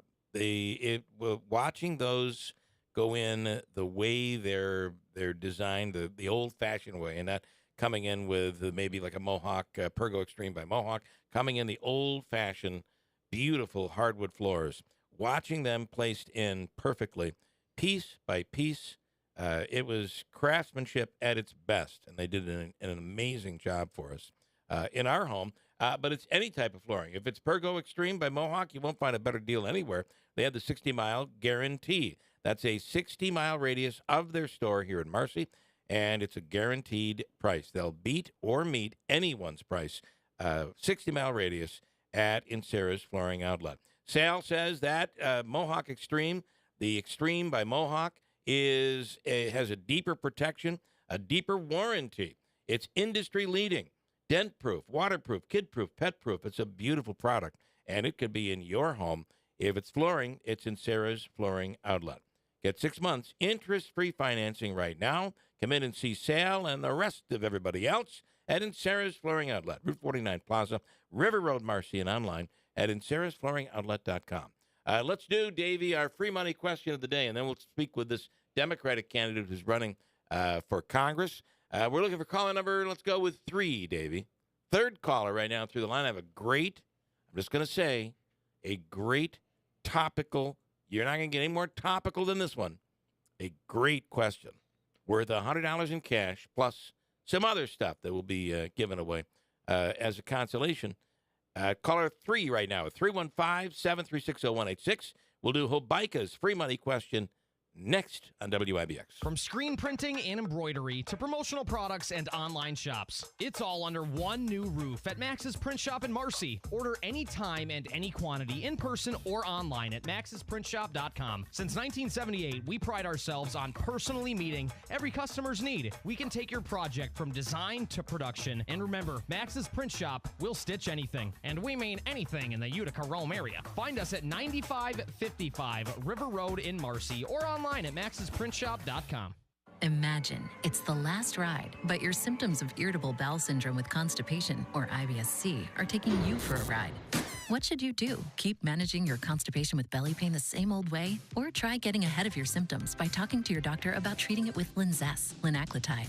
Linzess is a prescription medicine that treats IBS-C in adults. It's not a laxative. It's a once-daily pill that helps you get ahead of your symptoms. It's proven to help you have more frequent and complete bowel movements and helps relieve overall abdominal symptoms, belly pain, discomfort, and bloating. These symptoms were studied in combination, not individually. Do not give Linzess to children less than 2. It may harm them. Do not take Linzess if you have a bowel blockage. Get immediate help if you develop unusual or severe stomach pain, especially with bloody or black stools. The most common side effect is diarrhea, sometimes severe. If it's severe, stop taking Linzess and call your doctor right away. Other side effects include gas, stomach area pain, and swelling.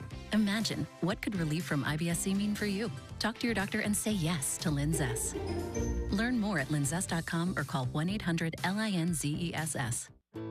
High school graduation is just weeks away. Before you know it, you'll be packing up all of the new things you bought for your dorm room and heading off to college to start your next chapter. More independence, new friends, and new adventures. But wait, have you opened your new campus checking account at Adirondack Bank yet? Adirondack's campus checking has all of the features you're looking for, including no monthly minimum balance requirements, no monthly service charge, electronic and mobile banking capabilities, which is a must for a college student on the go, and up to $15 in ATM withdrawal fees waived per statement cycle. Stop into any of our conveniently located branches today to open your new campus checking account and receive a free gift. Let us help you get off to a great financial start. A minimum deposit of $25 is required at account opening. Member FDIC. Buy direct from the manufacturer and make a splash with a new spa from Strong Spas, now open in Sanger Town Square. Choose from over 100 ready-to-deliver spas in stock with new inventory weekly and prices slashed to move fast. Visit the largest spa showroom in New York State and ask about their many financing options. You have to see this showroom to believe it. Strong Spas. Experience the difference in person. Sanger Town Square, New Hartford, or online at strongspas.com. Hurry, these spas won't last. If you're hiring, it can feel like you're trying to find a needle in a haystack. You can hope the right person comes along, or you can just use ZipRecruiter. And now you can try it for free at ZipRecruiter.com/free. In fact, ZipRecruiter has helped a lot of business owners find their needle in a haystack, like Marco, president of operations at Telly Tires and Auto Centers. Because Telly Tires has grown a lot in the last few years, Marco needed to hire everyone from a receptionist to a store manager to a head mechanic. ZipRecruiter helps me find all the right people, even the most difficult jobs to fill. ZipRecruiter helps me keep my business running. Take it from Marco and millions of other businesses who've used ZipRecruiter. ZipRecruiter can help you find the needle in the haystack.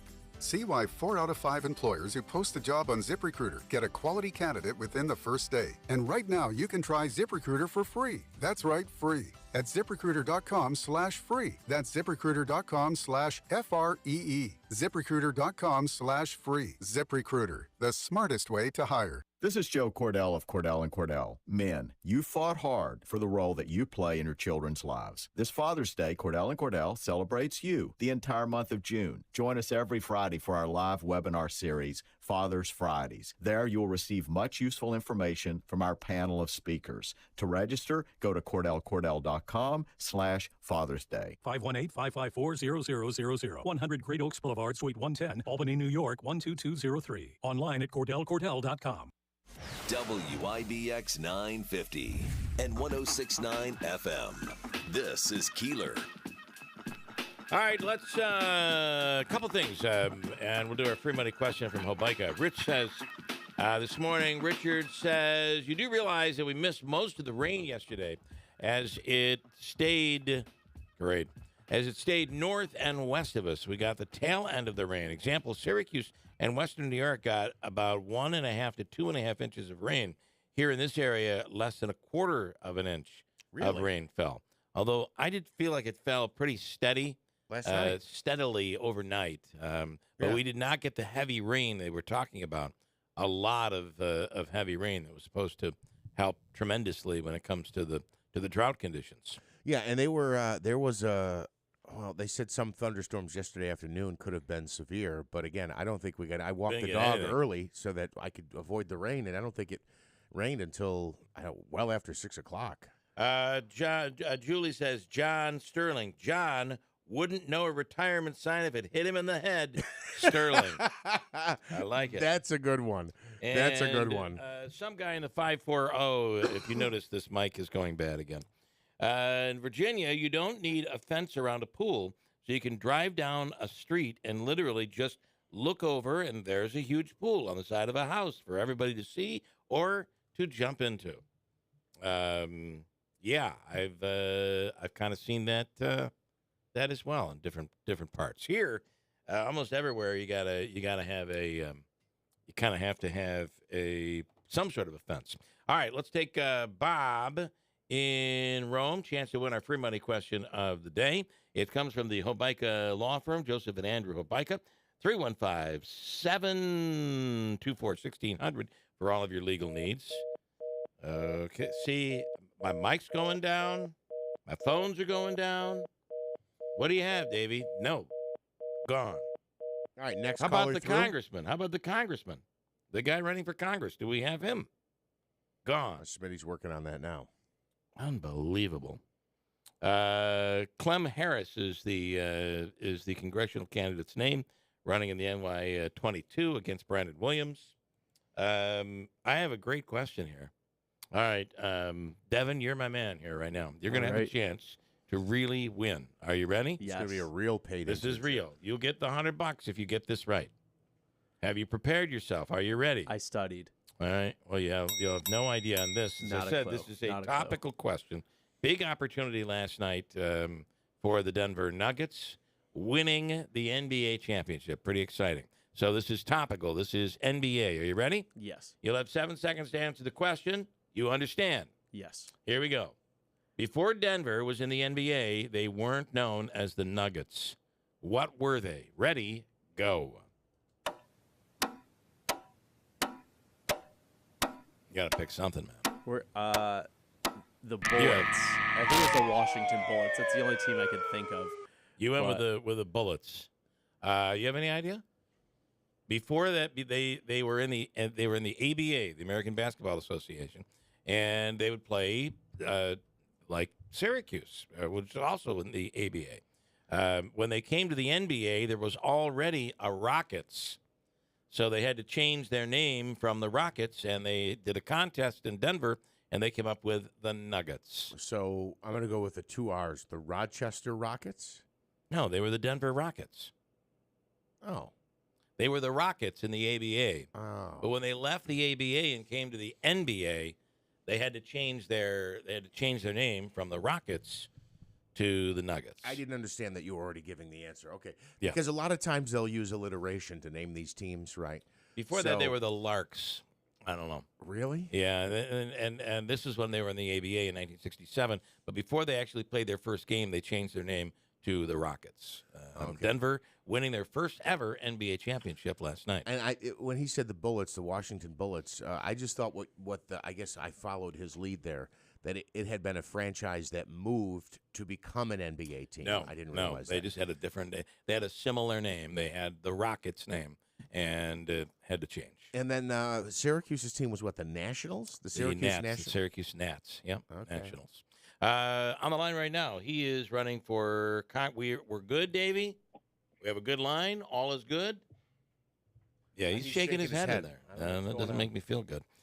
Clem Harris is a professor at Utica University. He recently announced as a Democrat he's going to run against Brandon Williams in the 22nd Congressional District. In fact, he has some political experience, and he's on the line right now. Mr. Harris, good morning. Thanks for coming on. Good morning. Good morning. So, first of all, tell us a little bit about yourself, your background, what you teach at Utica University, and your political experience. Yes, thank you. First, thank you very much for having me. I greatly appreciate the invitation. So I am the Director of Africana Studies. It is a new program at Utica University. I'm the inaugural director, and I am an Associate Professor of History.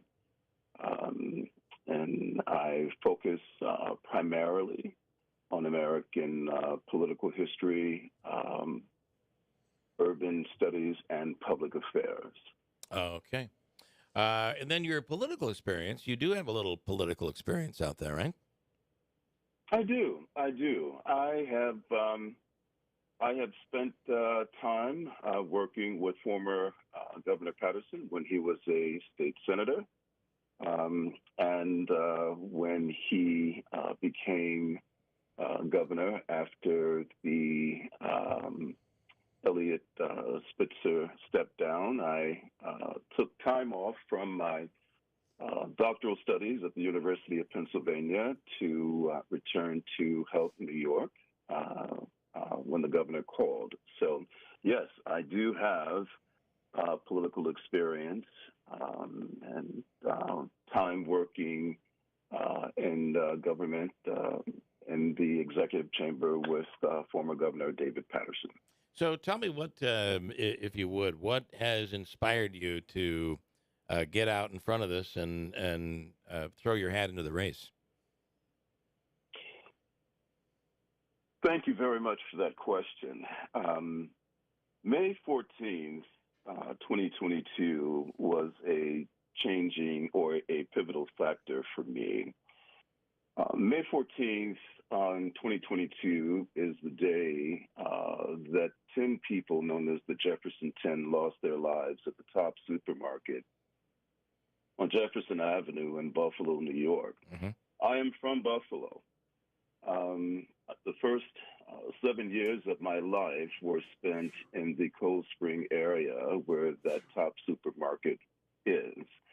On the day of that massacre, my mother and my aunt had been scheduled to be there around the time that the massacre occurred. Their schedule changed, which is one of the reason why they were not there. And I often say, yet for the grace of God. Yeah. As I continue to mourn the Jefferson 10, I was just back there on May 14th for Mother's Day, and after I spent time with my mother, I am her primary caregiver. She's in a rehabilitation facility. After spending time with her, I went to the memorial to honor the lives of the Jefferson 10. But that was a very, very pivotal moment for me. That location is approximately 9 blocks around the corner from where my mother attends church. Mm-hmm. About 5 weeks earlier, we memorialized my sister, and it is around the corner from where I was first born. Okay. So that changed it for me. Had an impact on your life. You, I would assume, are looking for more gun laws, more gun control in New York State? I am. Listen, I am a former drill sergeant for the U.S. Army Reserve. I've trained American soldiers on the M16A1 rifle. And I know that, this is not a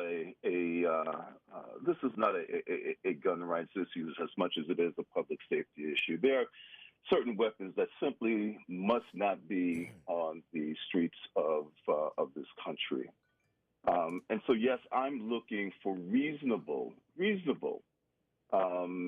gun rights. I mean, this is when I was in the law enforcement, when I went through the State Police Academy, the one word that we always learned when we studied the penal law is reasonable, right?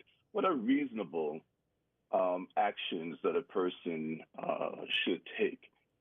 And so the question is it reasonable to have an AR-15 on the streets of America? Is it reasonable to have extended magazines that carry rounds up to 22 or more on the streets of America? And in my opinion, based on my experience as a former drill sergeant, as a former road trooper, the answer to that is no. Yeah. So, yes, I am looking for reasonable gun laws, and I am entering into this race primarily because it affected the community that I was born and raised in. It also affected my mother and my aunt, because what I didn't mention is that 2 days later, after I thought it was safe for my mother and my aunt to go shopping, I sent them to a Walmart supercenter in an adjacent town. An hour after they were there, my mother called me frantically asking me to get them out of there because the store had been targeted by an active shooter. Yeah. The Walmart and the Wegmans had been targeted. So those were periods that had me asking the question, with all of my experience, is there more that I can do? Wow. And by the way, where were you a state trooper? What part of the state? Was it in Western New York? No. I began my career in Lower K, which is Westchester County. Okay. But spent the bulk of my career as a trooper in the Capital District region. Okay. Troop G. I'm just wondering if you'd stop me at some point for speeding. Just trying to put the pieces together here just a little bit. It's I've been driving for a long time. Well, if so. I had stopped you, I would have been quite courteous. I'm sure you would have. I'm sure you would have, as I would have been as well. What do you say, though, because this is it almost seems that while there's probably more of a chance in New York State, you, of course, would be in Congress, and it seems like the country is really deadlocked on this issue between Republicans and Democrats, this issue of gun control and the Second Amendment. What do you say when someone says it's not the gun, it's our problem is a people problem, a mental health problem, et cetera, et cetera? How do you respond to that? Well, I think mental health is a part of the equation. There's no doubt whatsoever in my mind, but I also think that the notion that it is merely mental health obscures the fact that we should have reasonable gun laws. Look, we have reasonable laws on practically every aspect of life, and every aspect of life gets revisited. There are no aspects of life, based on my understanding as someone who worked in government, state government at the highest levels, as a historian who has deeply researched the history of this nation, almost every facet of life gets revisited, gets regulated as events emerge in life that shock the consciousness of the country. Citizens come together to rethink how the laws should be. And even though we are deadlocked, I do believe it is an important debate, because out of the debate, out of differences of opinion, out of these, intersections of difference, we learn. Yeah. And arguably the group that is most learning the most are going to be young people, because they're the most affected by it. So this debate has to happen. I do not think this is by any stretch of the imagination. I think that the issues are real. I think that people are hurting. I think that the issue of public safety is too important, not only for citizens, but for law enforcement officers as well. So it is a debate that we must have. A couple of other questions. Are there any other issues that any topics where you take issue with the current congressman? Well, I take issue with the current congressman in the sense that he's been practically invisible in the district. I take issue with the fact that he doesn't seem to communicate well with the constituency. I take issue with the fact that he caucused with a group that was prepared to allow the country to go and default in order to pay its bills, and the potential default of the country would have had absolutely damaging effect on the economy, affecting people's lives, not only within this district, but across the country writ large. So, yes, those are issues that I have with the current congressman. What is your, do you have an opinion on, and I'm sure you do, your opinion on the fact that we're looking at a former president right now who is going to be indicted on a felony charge today, several felony charges today in Miami. What's your take and your opinion on that? Well, my take essentially on that is that we have a systems of law. And the Constitution and our laws establish that we are all accountable. Anyone who seeks to serve takes on a very important public trust. And we are given an opportunity to be stewards of the public trust. When we violate that trust, we are all held accountable. And what the system tells us is that no one is more important than the other, whether you are a layperson or the President of the United States. Our system of justice will ensure accountability to the people. That's what I would say. All right. We're speaking with Clem Harris. He is a professor at Utica University and has announced his candidacy for the 22nd Congressional District. Manansky. We have a question here via the WIBX 950 app. Similar questions coming at the same time. Okay. We have the strictest gun laws in the country. This is Clem, this is a comment I'm reading from our app.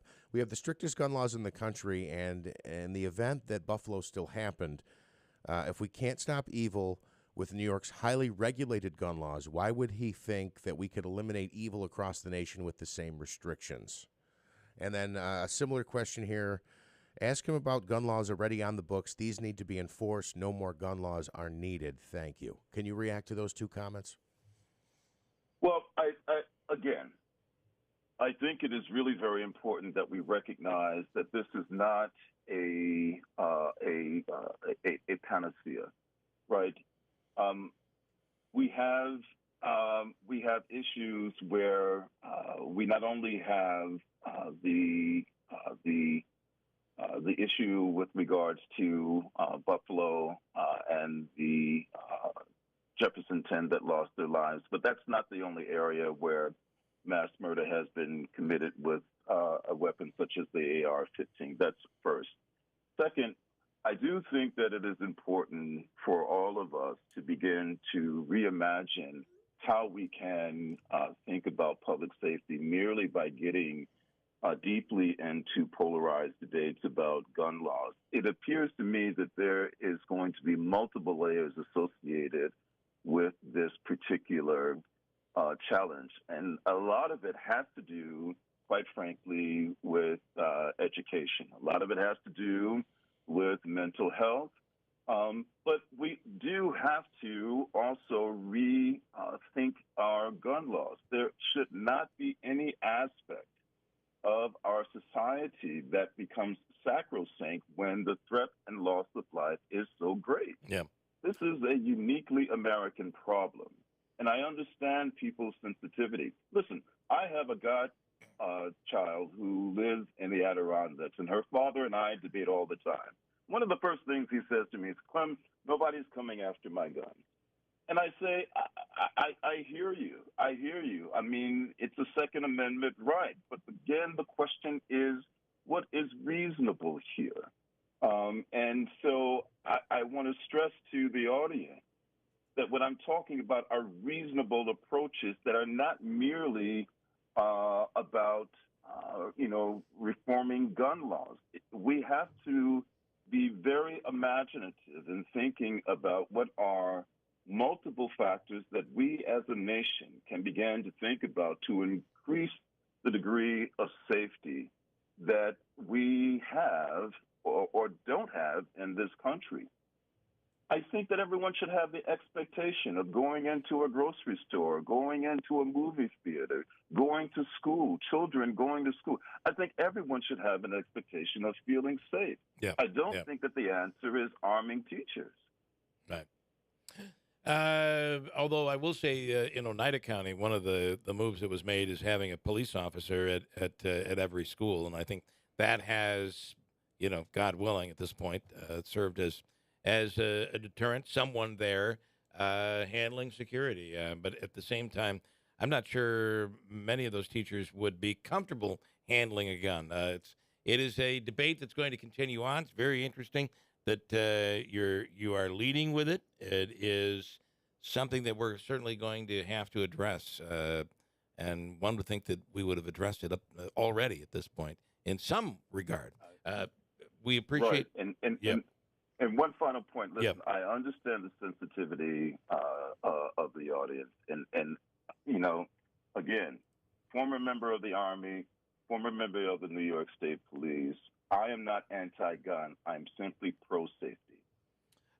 We appreciate your time. Clem Harris, you can visit his website, clemharris.com, a professor at Utica University, candidate for NY22. Thanks for coming on. Let's do it again.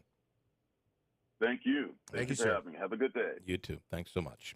Got a break. WIBX Utica Rome. News coming right up. Sometimes it can be hard to find a fulfilling job that you love, but that's not the case with the Whitesboro Central School District. We're hiring bus drivers now for next season. Whitesboro Central School District is a leading school system in central New York, serving 7 schools, 3,100 students, and holding a 92% graduation rate. You can help drive the success for our children. Drive for a local employer that takes pride in the success of our employees and our students. Come drive for the best with great benefits, flexible schedules with summers off. It's a great part-time or full-time job, perfect for anyone with a tight schedule or retirees with extra time. If you'd like to work where you can make an impact in the lives of our children and you have a commercial license, Class B, we want you to drive for us. Join our successful team and help drive our future leaders with Whitesboro Central School Transportation. Call Andy today at 315-768-9740 or stop by the garage, 20 Wood Road, Whitesboro. Andy's waiting for you. At AmeriQ, we know sometimes it's not about the destination and that the best connections are made along the way because we're all about real connections, online, in person, and everywhere in between. Connect with a real person online when you need us and easy mobile access to your accounts when you don't. Stay connected with AmeriQ wherever your life takes you. AmeriQ and you. Let's connect. Membership eligibility is required. Insured by NCUA. I always wanted to learn Spanish, but I never thought I'd have the time. Then I discovered Babbel. Babbel's lessons are fun. They only take like 10 or 15 minutes, and in 3 weeks, presto, you're starting to speak another language, like magic. I love that Babbel's lessons aren't just robots talking. They're voiced by native speakers, so you get the pronunciation just right. If you want to learn a language, there's no faster, easier, better way than Babbel. Babbel. Babbel. Go to Babbel.com to try for free. That's BABBEL.com. Babbel.com. If you need a tractor that's small but mighty, Clinton Tractor has what you're looking for. The New Holland Workmaster 25S subcompact tractor is economical with deluxe comfort, and the simple 2-pedal operation makes it easy to mow, load, dig, and grade. And qualified buyers can get low-rate financing on a New Holland Workmaster 25S. See them for details or at clintontractor.net. We are the leader in service, Clinton Tractor. Hi, Joe Carbone. Welcome to Power Sports of Utica. $1,500 rebates on jet skis. $2,000 off of Kawasaki KX models. We're moving out the 23 models for the 24s. Bike night, June 16th. Plenty of cold refreshments. Hi, I'm Joe Carbone. Welcome to Harley-Davidson of Utica. 50% off of all footwear. 40% off of all camp chairs, table sets. Buy one, get one, 75% off of hoodies. Bike night, June 16th. Plenty of cold refreshments.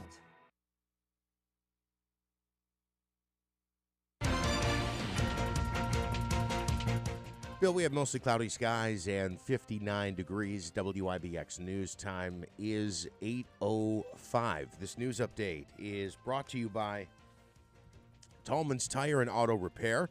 They welcome you to their brand new facility located on East Chestnut Street in Rome. And don't miss their grand opening celebration scheduled for tomorrow from 1 to 4 p.m. Senate Majority Leader Chuck Schumer revealing a first-of-its-kind career opportunity hub that's going to be set up at Albany Nanotech. The goal of the initiative is to help teach the next generation of the state's semiconductor and tech workforce. Once the training is complete, people can work for companies like Plug Power and Global Foundries.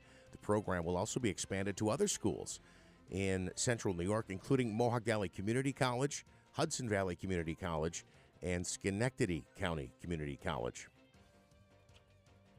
The woman involved in the theft of more than $500,000 from the Onondaga County Sheriff's Office has been sentenced for her role in that crime. A judge ordering Karen Eames to spend the next 6 months behind bars and also 5 years probation. Eames pleaded guilty to possessing the funds that her husband, Deputy Isaac Eames, stole, and the couple then used toward personal expenses. Last year, Isaac Eames shot his wife and then killed their son before taking his own life. A former member of both the Mets and Yankees will appear at a Syracuse Mets game later this summer. Darryl Strawberry, set to appear on August 18th at a Syracuse Mets home game. He'll throw out the ceremonial first pitch, and he'll be taking time to sign autographs for fans. There is also a post-game message, as it's being called, where he'll address issues like redemption, faith, and love. Strawberry played 17 seasons in the major leagues and is a multiple-time World Series champion. Albany International Airport, the first airport in the United States to receive a brand new Accessibility Enhancement accreditation. That designation comes from the Airport Council International, which helps airports improve accessibility for passengers with disabilities. The airport's CEO says he's proud of the accomplishment and will work to continue toward improving user-friendly airport experiences for everyone. And singer John Mellencamp has decided to cancel his show scheduled to take place at the Palace Theater in Albany tonight. The announcement made just yesterday, but no reason given as to why the sold-out performance was being canceled. Anyone who bought tickets will be eligible to get a refund from the point of purchase. As of right now, Mellencamp's concert in Syracuse tomorrow is still listed on his official website. WIBX News Time is 8:08. Looking ahead to later today, we do have some rain shower chances. Here's more of what you can expect this afternoon. I'm Eyewitness News Chief Meteorologist Craig Flint in the WIBX Weather Center. Today, less humid under a partly to mostly sunny sky, mainly rain-free. Increasing clouds in the afternoon, few showers by late evening. High of 72. Tonight, mostly cloudy, scattered showers near 50. And tomorrow, not as warm with scattered rain showers and embedded thunderstorms, a high of 67. For more on your local forecast, tune to Eyewitness News at 6 on WUTR. I'm meteorologist Craig Flint on WIBX 950 and 106.9 FM. We have cloudy skies, 59 degrees at 8:09. Broadcasting from the IBEW Local 43 Sports Desk, I'm Devin Firpo with sports. The Denver Nuggets are the 2023 NBA champions. The Nuggets defeated the Miami Heat 94-89 in Game 5 of the NBA Finals at Ball Arena to win their first title in franchise history. Nikola Jokic led the way with 28 points and 16 rebounds to close out the series. Jokic was named Finals MVP following his historic performance. The Heat have now lost in the NBA Finals 2 of the last 4 seasons. The Golden Knights are knocking on the door of Lord Stanley's Cup. Las Vegas will try to beat the Panthers at T-Mobile Arena in Game 5 of the Cup Final tonight. Florida could be without its star player. Matthew Tkachuk was limited to 16 minutes of ice time and is dealing with an undisclosed injury. He leads the team in playoff scoring with 11 goals and 24 points. The Giants are going to be without one of their top players for mandatory minicamp this week. Running back Saquon Barkley will not be attending due to an ongoing contract negotiations. New York placed the franchise tag on Barkley in March, but he has not yet to sign. The deadline for players who were tagged to get a contract extension done in July 17th. If a deal isn't reached for Barkley, he can either sign the tag and play the 2023 season at that salary or choose to hold out until he either signs the tag or gets a new deal done. Barkley has considered sitting out the season. The latest chapter of the Subway Series will be written this week. The Yankees are visiting the Mets for a 2-game set that begins tonight in Citi Field in Flushing. Veteran right-hander Max Scherzer is expected to toe the rubber for the home team. He enters 5-2 with 58 strikeouts and a 3.71 ERA. Scherzer will be opposed by righty Luis Severino, who is 0-1 with 18 strikeouts and a 5.75 ERA. For sports at WIBX 950 and 106.9 FM. A couple things on comments after hearing from Clem Harris. I've got a few here. So this is a former New York State trooper. Arming teachers, a lot to digest on that one. There's a reality that few people like to think about. The fact that there are trained police officers that aren't proficient in handling a firearm. Boy, we saw that in Texas, right? Where they were not at all ready to go in and deal with an active shooter. The levels of training and annual certifications, would we require that of teachers? Firing at a paper target is pretty easy. A target that is moving, that actually has a gun to fire back, is a completely different story. Now, I know a lot of teachers, most of whom I would not want to have a gun in our schools. I can just guarantee that. That includes my wife. I do think she'd shoot me, to be honest with you. I'd be done. It'd be all over with. I do think the SRO approach is a great thing. I think having a police car at every school and a police officer at every door is a major commitment that we make here, and I think it is a deterrent. I've got some comments here. This is from Roger. Chicago's got the strictest gun laws and the biggest murder record. Let's see. I have another comment here. Can he give me an example of what new law he would push for as far as guns are concerned? And I apologize. Some of these I didn't see till after he was gone. John says he just made gun laws his number one issue. He may have sunk his campaign before it even began. More comments here. Ask this guy to say yacht rock. Yacht rock. That was funny. I didn't get a chance to see that one. And, essentially these are just some very similar comments relating to guns. One more thing here from Ed and Alien. So he says it's not gun laws. It's light sentencing for criminals. They will get the guns no matter what. We have to set maximum sentences for criminals with guns. Now, if I can just say on that, while that may play a role, this is a very complex problem that there are a lot of issues here. And just think about this for a second. I have 2 kids that are out of town. Mm-hmm. One is in New York and one is in Denver. One in New York, walking down Park Avenue yesterday, all of a sudden, this is what I was dealing with yesterday. All of a sudden, I hear ambulances going as I'm talking to my daughter on the phone, like one after another. She said, I don't know what's going on, but something's happening. Just 4 ambulances just passed by. So what happened? On the very street sidewalk she was walking on, a car went somehow out of control, whether they did it on purpose or the guy had a medical emergency or what she thought it might even have been an OD. The guy came up onto the sidewalk with a vehicle and smashed into a building. This was just moments before she was walking on that very sidewalk. Wow. I mean, that's scary, right?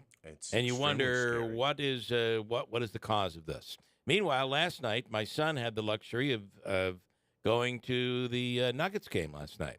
On the way out, the city was celebrating. He sent me some videos and photos overnight. But how did that end? Any car bonfires? With a mass shooting last night Get in outta Denver. here. There was a mass shooting after the game in downtown Denver. So there's a problem. I don't know what it is, but it's something we've got to find a way to figure out. And sadly, it isn't, it's not just about gun laws. It's not just about mental health. It's not just about, it seems like it's a combination of a lot of different things. And I don't know that any of us has the one answer. All right, so to Ed's point about it's not the gun laws, it's the light sentencing. When you're talking about these, the thing that Clem Harris was talking about was really these mass shooting incidents, right? And I don't know, first of all, has there been a mass shooting incident, A, where somebody got off with probation or a light sentence? No. No. Secondly, have any of the mass shooting incidents involved somebody who had an extensive criminal record who should have who should have still been behind bars for a previous crime. Remember, these mass shootings were happening long before bail reform was going on. Correct. And, right? I'm not saying I'm against stiffer sentences for people who commit violent crimes, but I don't know that has anything to do with the mass shooting. What's going on right now? Yeah. But just think of those two situations that just so happen to be involving, and one indirectly involving two of my kids. Happened both yesterday. I mean, one early this morning. So it's pretty scary. It's scary for all of us. I guess I just don't know the answer, what we're going to do to stop this. It does seem to be an American thing. 10 wounded in the shooting last night. What? Yeah. So we've advanced. I made the joke That's about. how we celebrate winning an NBA championship, apparently. Now, it's funny. I've got one story from CNN that says 9 injured. AP News says 10 wounded. Hey, they're all. KDVR says 11. They're unraveling it right now. And on the other hand, you can look at things from another aspect. Last week in Paris, there was a mass knifing where someone ran into a crowded area with a knife and started cutting up people. So there's a lot to this, and I just don't know I don't know that there is any one easy answer out there. I got a break. You want to talk about it? Feel free. 315-736-0186. Coming up, this is something that I think we can all agree with, and that is there's a movement to bringing Made in America back, products that were not made in this country for years. They're coming back. Very interesting. We'll talk about that movement coming up in a second. And any of your comments at 315-736-0186. It's 817 at WIBX. Refresh and renew your home this spring with Little Falls Lumber. They're fully stocked with secondary grade metal in all colors and 12-foot lengths. An affordable option for fixing utility sheds, roofs, or garages. Looking for lumber and tired of the warped pieces from the big box stores? Then go to Little Falls Lumber, where they stock only premium grade lumber. Stop in to one of their 3 convenient locations: Little Falls, Syracuse, and Schenectady. Little Falls Lumber, helping you refresh and renew this spring. Call 315-823-2470 or visit littlefallslumber.com. In the June primary, Rome Mayor Jackie Izzo was running to keep steady strategic leadership working for Rome. Like 6 years and counting with no tax increase, $70 million in grant funding, $325 million in public and private sector investment, plus dozens of economic development victories, all while maintaining an A-plus financial rating. Beginning with early voting on June 17th, vote for the only endorsed Republican candidate. Vote Mayor Jackie Izzo for Rome. Leadership that's working. Paid for by friends of Jackie Izzo. Tallman's Tire and Auto Repair. Great service at a great price. Tallman's Tire and Auto Repair welcomes you to the grand opening of their brand new state-of-the-art facility located on East Chestnut Street in Rome. A grand opening celebration will be held at Tallman's Tire and Auto Repair on Wednesday, June 14th from 1 p.m. to 4 p.m.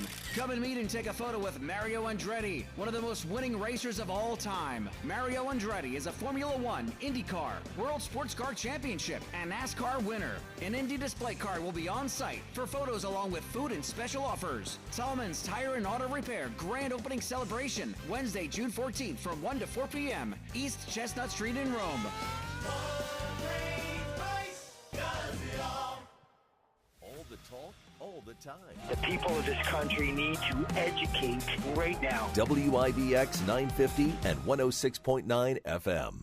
Flag Day is June 14th, and the Forgo Agency and NYCM Insurance are celebrating with a flag exchange. Show your patriotism by flying a beautiful new American flag. Bring in your old, worn-out American flag to the Forgo Agency, 136 Clinton Road, Route 12B in New Hartford on Tuesday, June 13th and Wednesday, June 14th from 9 a.m. to 5 p.m. and exchange it for a brand new one. They'll handle the proper, respectful disposal of the worn flags. Don't have a flag? Just stop in and they'll give you one. While supplies last. One per household, please.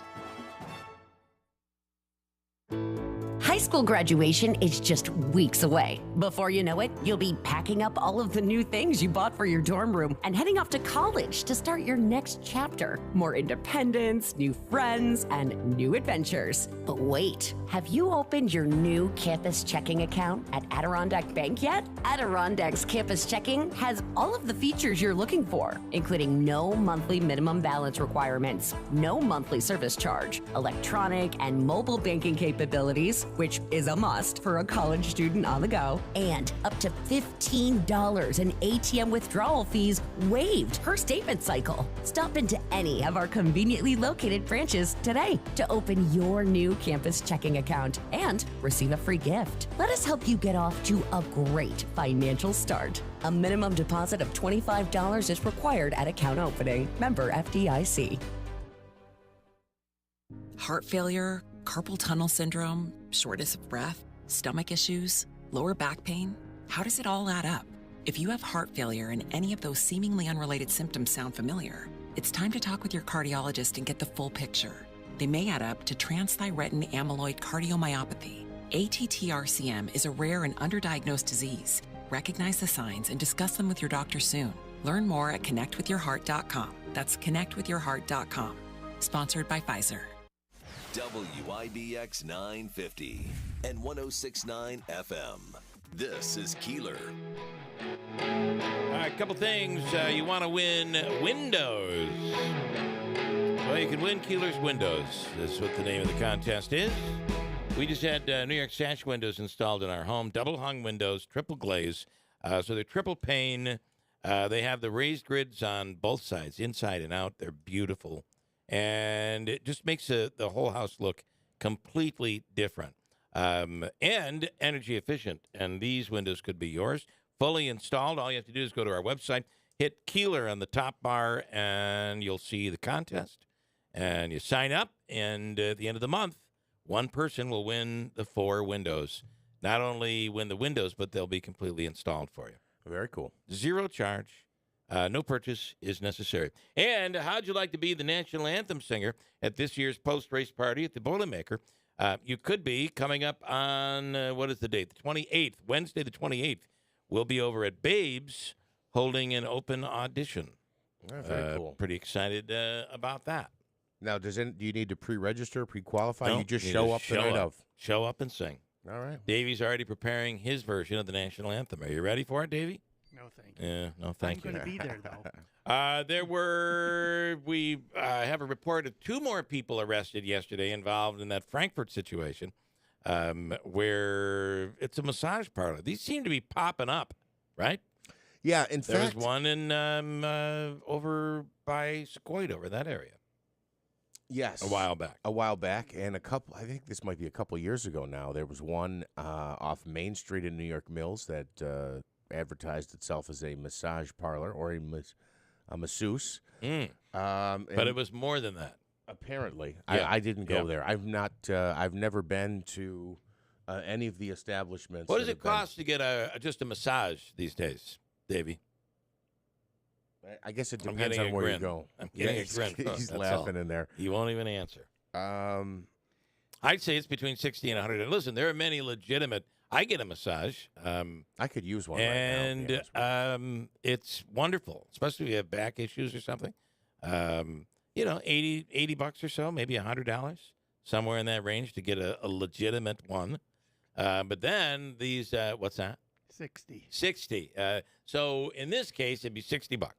$60, and then there'd be a menu of upcharges, right? Oh, a menu, huh? Well, there's stuff you can do and stuff you can't do. That's what I'm hearing, right? Is there a little menu? Is there a menu, or is there? There is. There's a menu. Not an actual menu. No. I mean, you can get chicken fingers or something, or like cheese sticks. It's some appetizers. It is a menu of options. Okay. Would you agree with that, at least? You are correct. Thank you, Davey. Okay.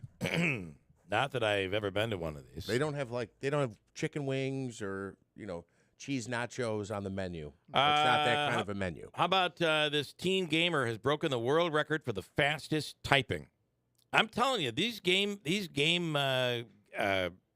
that are playing video games all the time, they are so proficient when it comes to their hand reaction, and it's unbelievable. So an odd analogy, but it has to do with, I believe, muscle memory, and it's similar to an athlete, but their brain programs the muscles, the muscle memory, and they can. I don't even know if they comprehend what they're typing at the speed they're typing, but it is like they're like a machine. Those who play video games would lead to nothing clearly, don't know, teenage. This YouTube sensation, his name is Mythical Rocket. Apparently, speed typing on YouTube is a thing. And look him up. Mythical Rocket is exceptional at it. The 16-year-old just set the world record for speed typing by pounding out a blinding words per minute. How many? 40 words per minute. Oh. No, the average human can type 40 words per minute. Okay. This kid typed 75. Oh, wow. That's pretty impressive. Well, I'm not. I thought it was going to be more. Well, it is just so you know, words per minute. It is the world record, Guinness World Record. So 75 words a minute. The Vatican is now being dragged into the latest UFO conversation. There is a whistleblower out there. His name is David Grush. He is a veteran of the U.S. Air Force and has some expertise when it comes to UFOs. Serving as a whistleblower, Grush says the first UFO crash happened in 1933 in Italy, and the space vehicle is partially intact and moved to a secure air base in Italy somewhere between 1944 and 45. Plus, the recovery was back-channeled by the Pope to the Americans who scooped it. When Grush was asked to clarify if the Catholic Church was aware of a non-human existence on Earth, he responded with the word certainly. I wonder if are we to believe these guys? Now, yes, they're former military, so you automatically give them credibility. But, going even further is to say that the Vatican was involved in the cover-up.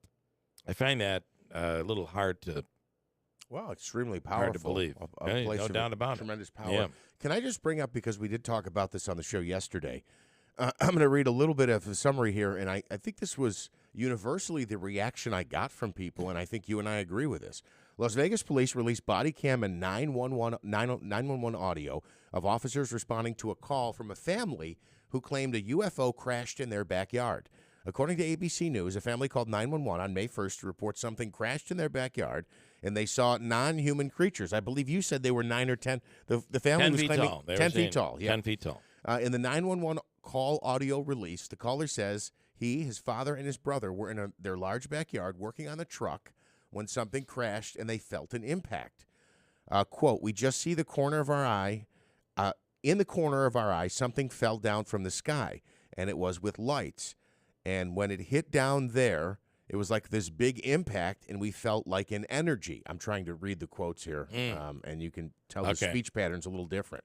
And then we hear like a lot of footsteps near us, and then we have like a big equipment, and we see there's like an 8-foot person beside it, and another on one inside, another one's inside, and it has big eyes, and it's looking at us. The caller tells 911. They're very large. They're like 8 feet, 9 feet, 10 feet tall. Okay. The cop shows up with his body cam on and interviews the family, and he says, "Look, my fellow officer said he saw the crash too. Where's the impact site? Where's the hole in the ground? Where's the whatever crashed? Where is it?" I don't have the answer. I just don't have the answer. That's what everybody said to me. They said if something crashed, well, wouldn't there be some evidence. wreckage? There'd be some evidence of wreckage or impact on the ground. And where'd these people go, these aliens? Where'd they go?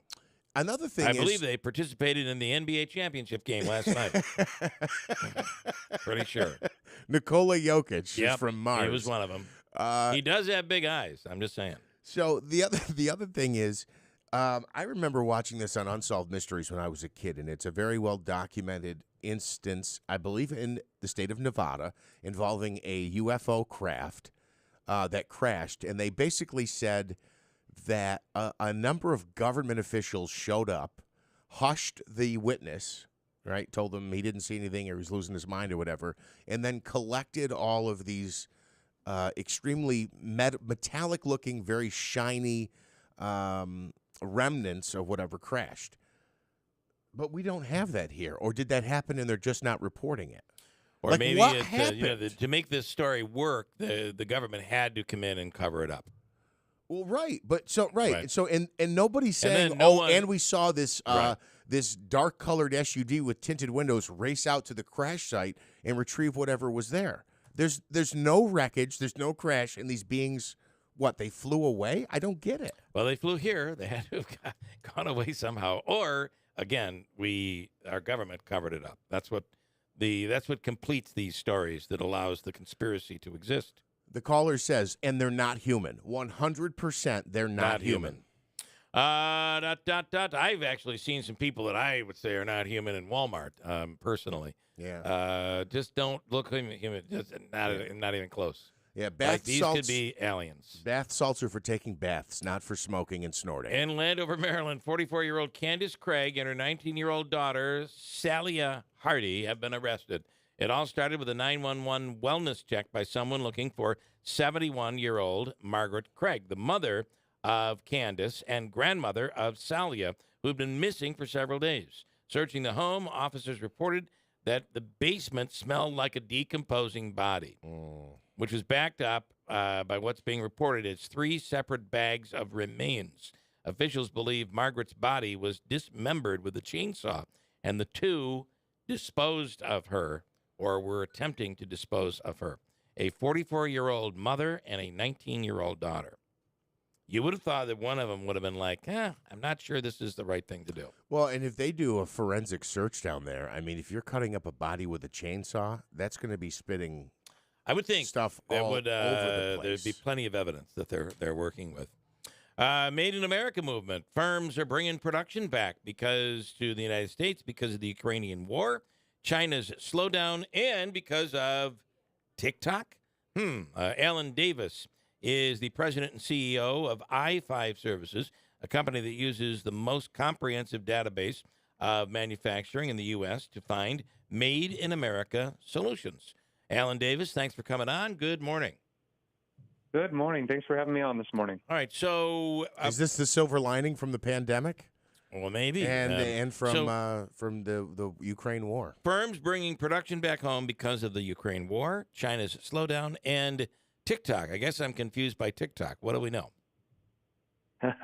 Yeah, so very interesting that, many people are beginning to understand that the disruptions, whether they're geopolitical or, pandemic or whatever they happen to be, are certainly driving the understanding that some of the overdependence we've had on China needs to shift back to the U.S. The TikTok side of that is interesting because, the way that information and data is being used by TikTok and by others has proven that nation states are willing to utilize whatever technology, whatever advantage they can in, call it a war, call it disagreement, call it differences between countries or whatever you may, all that information is being used to their advantage. So that includes the manufactured products, right? If you look at Chinese batteries making their way into the F-35. Right. According to a survey taken last year, nearly half of Americans, 48%, say they'd be willing to pay around 10 to 20% more for a product made in the USA. Also, 17% say they would be willing to pay 30% more. Are you finding this is the trend? And was this before or after the 10 to 12% inflation that we saw?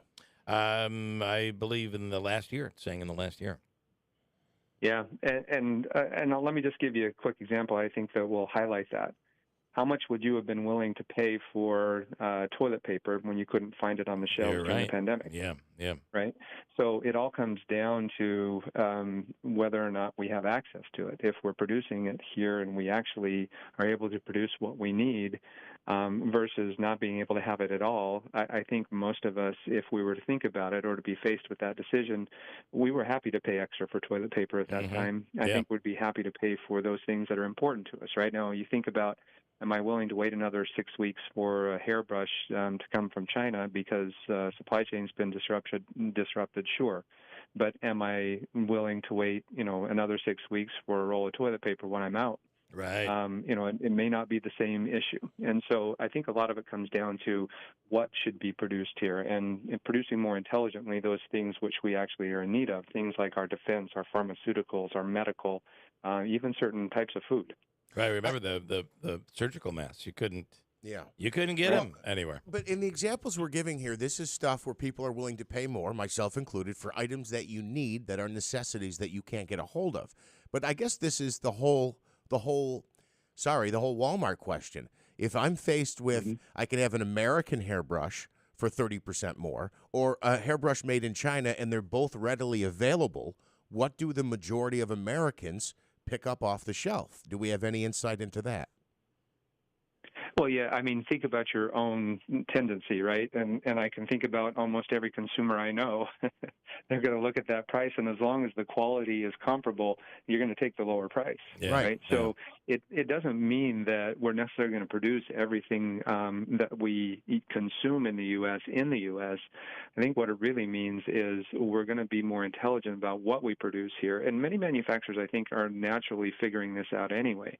So if they experienced supply chain disruption or had to hold greater amounts of inventory because of whatever the disruption, geopolitical or otherwise, that they realized it wasn't actually less expensive for them to produce it elsewhere. It was more expensive. And so figuring out that they needed both production in China and in the U.S., in China to produce what they were selling in the Asian markets, but produce what's needed in the U.S. and in North America, either here or near to here, so that they don't have that same level of disruption or cost when that disruption occurs. There's also an interesting phenomena out there with, depending on the consumer, where some people will buy, like if you were given a product and it's something that you really want, whatever, and you're given, so there's a product here that is $100. There's a product over here that is $60. It clearly looks cheaper. And then there's a product over here that is known as the Cadillac. Now, it might be the same product, but because it's $149, people think it's better because it's more expensive, and they purchase the more expensive. The old get what you pay for. Even though they could have gotten away with maybe spending less for the same quality. Interesting consumer there. They do exist. Oh, for sure, yeah. And consumer psychology is certainly not my area of expertise, but I will say, just that most of us, with the perception of quality, tend to be willing to pay more. Right, and so in some Americans' minds, made in the U.S. still represents greater quality. Now, because when we started shifting manufacturing overseas, we started shifting our intellectual property and everything that went with it, we started to produce higher quality products overseas, and that made it far more challenging for American consumers to understand what is really being made here. And so now it's hard for us as consumers and hard for us as Americans, if we want to buy a product in the U.S., to know whether it's actually made here, because the playing field has been leveled somewhat by us shifting all of that quality also overseas, or not all of it, but large portions of it during the early 2000s and prior to that as well. So now, we look at it as a global economy, if we have a way of distinguishing that something is truly made here, it should mean something to us. And there's a reason why we should be wanting to make it here. And certainly our defense products we should be making here. Our pharmaceuticals, infrastructure we should be making here. There's just things that we should keep in house, especially with the current volatile state of the world and the bad actors that are out there. By the way, one interesting note on this: yesterday I saw a commercial for the American company Stihl. Stihl. They make tools and chainsaws and that sort of thing. They're made in America, but at the very bottom, the fine print, it said the majority of our products are made in the United States and or with American products and parts. So there's some fine print in there. I mean, clearly it is advantageous to advertise that it's made in America. Even though not absolutely everything is. Kind of interesting. Yeah, certainly, and as a lot of that manufacturing in the U.S. started to shift overseas, we found that everything from raw materials through parts to components to even finished goods then became produced elsewhere. And so it was rare to find something that was truly made wholly and completely in America. But there are those products, and we are pushing for greater understanding, greater clarity around what is actually being made here. All right. Alan Davis, thank you for the time, and have a wonderful day. Thanks for having me on. Bye now. Thanks. By the way, Alan Davis was also made in America. He was born here, I think. Oh, he was? Yeah, he's a made in America. As am I. You're Well- looking at an American flag right now, and I can guarantee you that was not made in America. Well, I have seen many American flags that on the label they will say made in China or made in Taiwan. Yeah. This does not have a such a tag on it, so I don't know. It actually kind of feels quality. This stick and this little this golden little That looks like made in America right there. That's a scepter made on in top. America flag right there. It does feel quality, but I have no idea where it was made. But I just know that there was a particular store that I was in, and I saw a bunch of American flags. Which, by the way, I'll throw in a plug here for the Forgo Agency. That's tomorrow, by the way. Flag Today and Day tomorrow. Is, tomorrow they're doing it today and tomorrow over on Clinton Road. Yes, at the Forgo Agency. If you stop in, you've got an old flag. You can exchange it for a brand new one. But anyway, I was in a particular store, and they had a display of flags up, and I just looked, and as soon as I picked it up, the first thing I saw was made in Taiwan. So I just was grabbing these flags that we've got in the corner over here just to see if there was such a label on them, but it doesn't say. Got a break. We'll come right back and wrap it up as Davey's waving the American flag. Waving the American flag. Made in China. Happy days. 841 at WIBX. Spring is on the way, and if you're looking to make the most of it in a new RV, camper, boat, or trailer, then look to Mohawk Valley FCU. Right now, you can get up to 120-month financing for as low as 5.74% APR for any new recreation vehicle. That's 120 months of financing for as low as 5.74% APR. Go to MohawkValleyFCU.org for more info and to apply today. Mohawk Valley FCU, member focused, member driven. Heart failure, carpal tunnel syndrome, shortness of breath, stomach issues, lower back pain. How does it all add up? If you have heart failure and any of those seemingly unrelated symptoms sound familiar, it's time to talk with your cardiologist and get the full picture. They may add up to transthyretin amyloid cardiomyopathy. ATTR-CM is a rare and underdiagnosed disease. Recognize the signs and discuss them with your doctor soon. Learn more at connectwithyourheart.com. That's connectwithyourheart.com. Sponsored by Pfizer. This is Jill Schlesinger, CBS News business analyst. Every year, investors lose money because they trade on emotions and hearsay instead of data. But there's a solution. StockCharts.com, the leading online charting tool that experts and disciplined traders have used for over 20 years. You can do the same. Go to StockCharts.com for a free 30-day trial. Pick the stocks and indexes you want to track, review historical data, spot the trends, then make informed decisions and invest with confidence. Go to StockCharts.com and start your free trial today. If you're looking for a new family doctor, the Falcon Clinic in Washington Mills is accepting new patients. And I have to say, with physicians all under one roof, a host of treatments are available for you. That includes a new family doctor, a primary physician. They're accepting new patients now. Of course, Dr. Shemaleski has worked in the ER for years prior to this. And you won't find anyone more thorough at trying to get to the bottom of a problem, a medical problem that someone might have. Also, if you've not been tested for hepatitis C and you're a baby boomer, you probably should consider it. It's prevalent hepatitis C, prevalent in baby boomers, and it is 100% curable today. Dr. Shemaleski is Hep C certified. Dr. Kosminski, Dr. Zielinski, all under one roof, whether it's treatment for addiction, counseling, or if you're just in need of a new family physician. Call the Falcon Clinic today at 315-507-4751 or visit them online at falconclinic.com. The Falcon Clinic, 315-507-4751, located in Washington Mills. When it comes to pools and spas, only one name will do.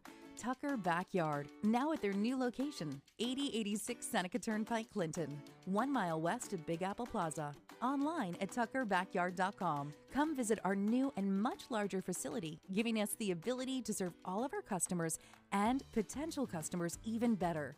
Need your water tested? Need chemicals? Maybe you're considering a new pool or spa? Then come see us today. We have a full line of both pools and spas to choose from, with many on display, including the low-maintenance fiberglass pool. Check out our unique indoor showroom, including 3 fully functional pools, giving you a full hands-on experience when purchasing from Tucker Backyard. We look forward to serving you from our brand new facility. Tucker Backyard Pools and Spa, 8086 Seneca Turnpike, 1 mile west of Big Apple Plaza. Online at tuckerbackyard.com. We bring the fun to your backyard. Flag Day is June 14th, and the Forgo Agency and NYCM Insurance are celebrating with a flag exchange. Show your patriotism by flying a beautiful new American flag. Bring in your old, worn-out American flag to the Forgo Agency, 136 Clinton Road, Route 12B in New Hartford on Tuesday, June 13th and Wednesday, June 14th from 9 a.m. to 5 p.m. and exchange it for a brand new one. They'll handle the proper, respectful disposal of the worn flags. Don't have a flag? Just stop in and they'll give you one. While supplies last. One per household, please. Have experience in heavy equipment mechanics or administrative office work? Mohawk Valley Materials is a team of earth movers and shakers, a company with an employee-focused culture, top-notch benefits, 401k, and more. Mohawk Valley Materials has immediate openings for diesel and heavy equipment mechanics, operators, administrative office positions, and a human resources manager. Make as much as $30 an hour based on experience and a $1,000 signing bonus after 90 days for some positions. Go to MohawkValleyMaterials.com. That's MohawkValleyMaterials.com. Hey, Fred F. Collis & Sons Heating, Cooling, and Insulation has been in business for more than 85 years, and nobody does work like Collis. If you're thinking about cooling this summer, eventually it's going to warm back up. Maybe your AC needs to be primed and get ready to go. Maybe you don't have it, and it's time to leave the window AC box and go to either a central air system or the mini split system. If you don't have ductwork, mini split systems are a perfect option. They're energy efficient, ability to cool and heat a home, and many rebates are available through New York State that can help you have the project completed. And Collis call their expert assistants to assist you with navigating through those rebates. No debating, those rebates. It's a rebate incentive savings that is available for New York State customers. And Collis has all of the information. Call them today at 315-768-2323 or visit online, fredfcollis.com. They start with free estimates, free home energy assessment, something we had done at our home that can assist you in showing you where you're losing money when it comes to how energy efficient your home is. Reach out today, Fred F. Collis and Sons. Call today, reach out. They'll be there to assist you, and you know Collis is with you every step of the process. In the middle of the winter, 24/7, when you're in need, they're there. 315-768-2323. Fred F. Collis & Sons, Heating, Cooling, and Insulation. WIBX 950 and 106.9 FM. This is Keeler.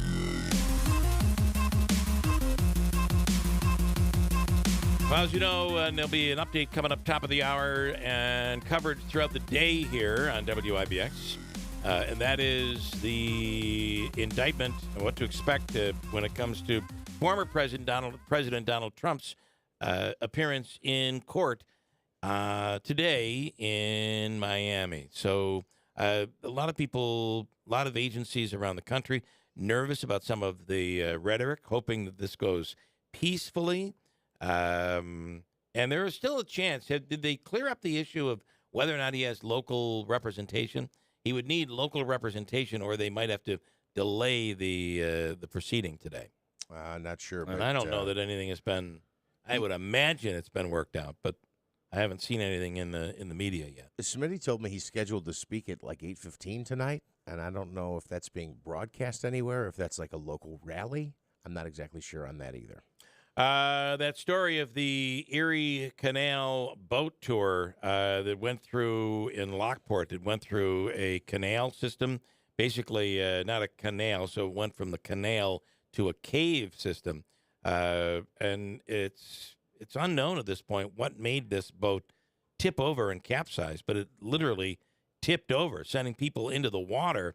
And while I can't imagine the water was that deep, there was somebody underneath underneath the boat. Right? Yeah. And as people were clinging to the boat, that was pushing down on the person that was underneath.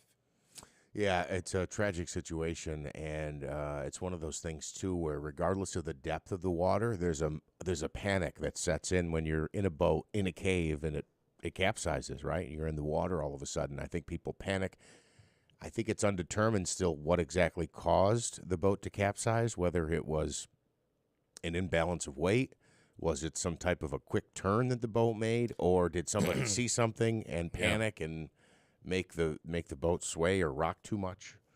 Have you been following the? They say this is going to affect the transportation line, that the flow of products and materials that we need in the Northeast. It'll affect the entire Northeast. But the collapse of that highway on Sunday outside Philadelphia is unbelievable, and what caused it. So you have a tractor trailer coming through that is hauling gas. It flips over, catches on fire. The fire becomes so intense that it takes out the part of the entire lane for I-95. Now, looks like it damaged the I believe it would be the northbound lane, and completely took out the southbound lane. So traffic is diverting around there. What a nightmare. That is one of the places, if you're traveling to the south and you're taking 95, that area is an area where you try to avoid, because it's already slow and bumper to bumper at times, especially in peak times. But a Philadelphia man was interviewed about the highway collapse on Sunday. The clip has gone viral because of his reaction, his accent, and the fact that he's very, can we call it, Philadelphia. Here it is. Dude, so I was passed out and I woke up to nothing but text messages, phone calls. I had no idea what was going on. And I got dressed, I came out, I looked down, and I smell like a smoky smell. And I'm like, damn, dude, so it's crazy. Everybody's like, yo, where's this at? Like, nobody had like a direct like location. So I was like, look out my window, I see a bunch of cops. I'm like, bro, that's right by my apartment. So when did you figure out and realize that the freeway collapsed? Oh, dude, I was passed out when that happened. He was passed out when that happened. So, by the way, very, very Philly right there. And he began chewing on his cheesesteak sandwich. I'm just as guilty as this as anybody else, so I'm not criticizing. It's just an observation. But I thought this when I read the 911 call regarding the unidentified flying object that fell out of the sky in Nevada. The most used word in the American language today is not the or it or is or in. It's like. Like, yeah. We use that word like more than any other word like out there. This is like a crazy story. A Boston thrift store had to be closed down because of a hazmat situation when a lead pig was donated to the store. What? A lead pig is a container that is meant to hold radioactive material. I'm not familiar with this at all. Here's a man in the community talking about the situation. Here we go. Somebody cleaned out their attic or donated something that's like uranium glass or something maybe, or who knows, something radio. We'll find out more later on, but it's pretty wild in JP. The lead pig did once hold radioactive material, and 3 employees handled the item. All were tested, and all are okay, but it was a hazmat situation. All right. The Denver Nuggets are the new NBA champions. Last night, they beat the Miami Heat in Game 5 of the championship series. Now, Miami was in the lead at halftime, and then Denver, of course, once again came back to take the game and to take the championship. Here is audio on this one. Three-pointer won't go. Rebound called on Pope. They're not going to foul. The Heat will let it play out. It's over. At last, the long wait is over. After 47 years, the Denver Nuggets can finally call themselves NBA champions. And people went crazy. They went outdoors. They partied in the streets. And, of course, somebody grabbed a gun and started shooting up people. 11 people are reported as injured here this morning. I don't understand why this happens after NBA games. I just don't get it. Well, I made a joke that your son was out there, and I said, was he a part of any car bonfires that often break out when teams win championships? And this was even worse, that there was a group of people gathered. Worse than that. Someone started opening fire. At least 3 of those who were shot are said to be in critical condition. John Mellencamp scheduled to, is that what he goes by now?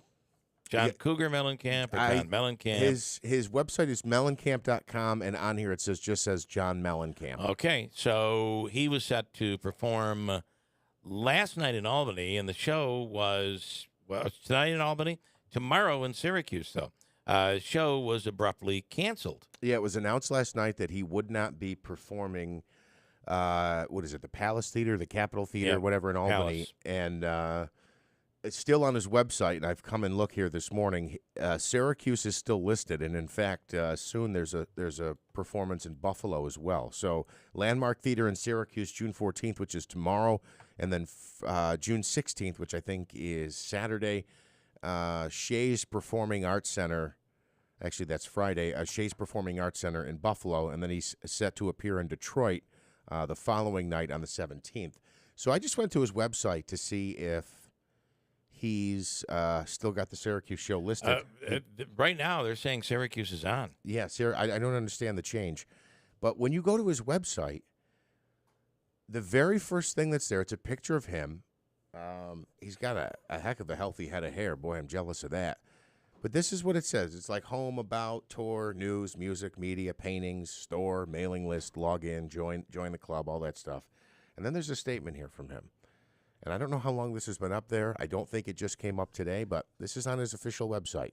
Only in America, and I mean only, comma, in America, comma, can 21 people be murdered and a week later be buried and forgotten with a flimsy little thumbnail and a vague notion of some sort of gun control law laying on a senator's desk. What kind of people are we who claim that we care about pro-life? Just so you know, anyone that's reading this, politicians don't give a bleep about you, they don't give a bleep about me, and they don't give a bleep about our children. So with that cheery thought in mind, have a happy summer, because it'll just be a short time before it all happens again. Signed, John Mellencamp. Well, I'm not sure that has anything to do with his cancellation. I don't, but I when I went there to look at the schedule, that's the very first thing that you see, and and every day is a day. Every day is a day, right? It's National This, That, or the Other Thing Day. Today is National Sewing Machine Day. And here's the question. There's a lost art. You'll have 7 seconds to answer the question. What rock band got its name from a sewing machine? Tick tock, tick tock, tick tock, tick tock, tick tock. I have no idea. And it's not the it's the Cougar Mellencamp. It's not the Cougar Mellencamps. It's not the, I don't know, think of a band that ends or a group that ends in the blank Singers, like Singer Sewing Machine. Oh, okay. No, it's not that. It's not. Turns out Devin knows the answer, and it is. I don't know. The It's answer Dave is: Matthews Band. Is it Florence and the Machine? Is it Rage Against the Machine? Is it AC/DC, or is it D, Power Station? The answer is AC/DC. It is. Here's Malcolm Young on how his sister helped him name the band AC/DC. Here it is. Well, there was a sewing machine that had AC/DC on the back of it. And we were tossing around names for weeks. And she just said it one night, and everyone went, that's good. Yeah.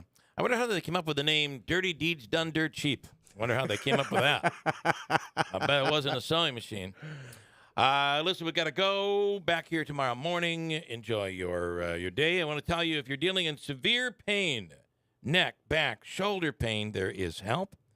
It's the Omni Surgery Center and Dr. Hyder. We were talking yesterday about if you walk through the parking lot at the Omni Surgery Center, which is located on French Road, you'll see license plates from all over. People travel from all over the country and Canada to have their procedures done here. Now, there's options. There are injections that can be done that can relieve the pain to allow it to go away. And if that just doesn't seem to work in the end, there are lower invasive procedures that can be done at the Omni Surgery Center with Dr. Hyder that work. You do not have to live with the pain. Go to their website, killpain.com, killpain.com for details. And another quick reminder that this Sunday is Father's Day. Daylight Donuts in the Village of New Hartford, the official coffee of the Keeler in the Morning radio program. If you're looking for a nice little easy gift for Dad, buy a $25 gift card for $20. Save $5 right now at Daylight Donuts in New Hartford. From the Stanley Theater Studio, WIBX 950 Utica, Rome, W295DI Utica, Rome, your news, talk, and sports leader, a Town Square media station. Guilty. Not guilty. Not guilty if he's asked to. I'm Dave Anthony, Fox News. And former President Trump goes to court in Miami this afternoon to face 37 criminal charges over his handling of classified documents found at his Florida resort. The GOP frontrunner in the 2024 race claims he did nothing wrong and has supporters outside the court. It's probably the worst thing that's happened to the Republican Party since the assassination of President Lincoln. In anticipation of protests outside the courthouse, additional law enforcement officers have been brought in. That's Fox's Jonathan Sari in Miami. After the hearing, Mr. Trump plans to waste no time getting out of here, flying back to his golf club in Bedminster, New Jersey, where he plans to deliver some public comments, but also to hold a major fundraiser. Now, Republicans investigating President Biden's family business dealings have new evidence they want to hear from Ukraine. Senator Chuck Grassley says the foreign national who allegedly bribed Joe and Hunter Biden allegedly has audio recordings of his conversation with them. Today, President Biden will meet with NATO's leader discussing the war in Ukraine, where a Russian missile attack on residential buildings in Kryvyi Rih killed at least 11 people as rescuers search for others trapped in the rubble. We just got an update showing inflation is slowing. The consumer price index for the year ending in May rose 4%. The month-over-month increase was 0.1%. Fox's Ginny Casola, that annual inflation reading is the lowest in more than 2 years. There was a shooting in Denver overnight. 9 people injured, 3 critically. Police say one of the other 6 is the suspected gunman now in custody. And it happened while thousands of people were out celebrating the Denver Nuggets winning the NBA championship. There's such joy right now in the Mile High City. The first title in franchise history. The final call on ABC. The Nuggets beat the Miami Heat 94-89 in Game 5 of the finals. America's listening to Fox News. Hi, I'm Martha Stewart. Every year, more than 4 million pets enter shelters here in the United States. My friends at American Humane have been helping animals since 1877. The goal is to ensure that pets have a safe shelter, especially during natural disasters. Adopting a shelter pet allows shelters to help more animals awaiting care. Please consider adopting today and take some time to learn more about American Humane's other work at americanhumane.org. The internet can be an all-you-can-eat buffet for identity thieves. So full. Too many maiden names. And social security numbers. Where'd you find those? By the password bar. Can't miss them. LifeLock alerts you to identity threats you could miss by monitoring your credit and bank statements. If your identity is stolen, a dedicated U.S.-based restoration specialist will work to fix it. No one can prevent all identity theft, but everyone can save up to 25% off their first year with promo code NEWS. Go to LifeLock.com. With 20 locations and originating locally, you're sure to find a Cliff's Local Market near you. Cliff's is your local convenience store and so much more. Did you know that our food is hand-cut by us and made fresh? We offer delicious breakfast sandwiches, pizza made with local homemade dough, and a large variety of tasty wraps, subs, and melts. Cliff's serves up a nice assortment of hot brewed Utica coffee and seasonal blends. Find a location near you at cliffslocalmarket.com. Support local. Cliff's Local Market. We keep you going. It's hard to know what to do when you lose a loved one. You want to provide a lasting tribute, but you need someone you can trust to help you navigate all the options. Mohawk Valley Monuments has been providing comfort and delivering quality memorials in our community for the last 85 years. Hi, I'm Benjamin Morgan. And I'm Nicole Cornacchia Morgan. Owners of Mohawk Valley Monuments. We pride ourselves in continuing to deliver the highest standards of workmanship and customer service. We strive to make things easier for you while still showing your family the utmost of respect. Start a conversation about your wishes to help make it even easier on your loved ones. Call us today and we'll get prepared together. Mohawk Valley Monuments has experience with all the local cemeteries. From simple grave markings to intricate family mausoleums, they give everyone the same personalized service. For expert memorial design, call today, 315-724-7629, or go to mvmonuments.com. Mohawk Valley Monuments, LLC, Old Route 5S, just past the Kitless Restaurant in Frankfort. So you just used bug spray in your home. Now what? Well, between the waiting and waiting for things to dry up and keeping your family away from the mess, it hits you. You could have used Zevo. Unlike other bug sprays that stick around, Zevo goes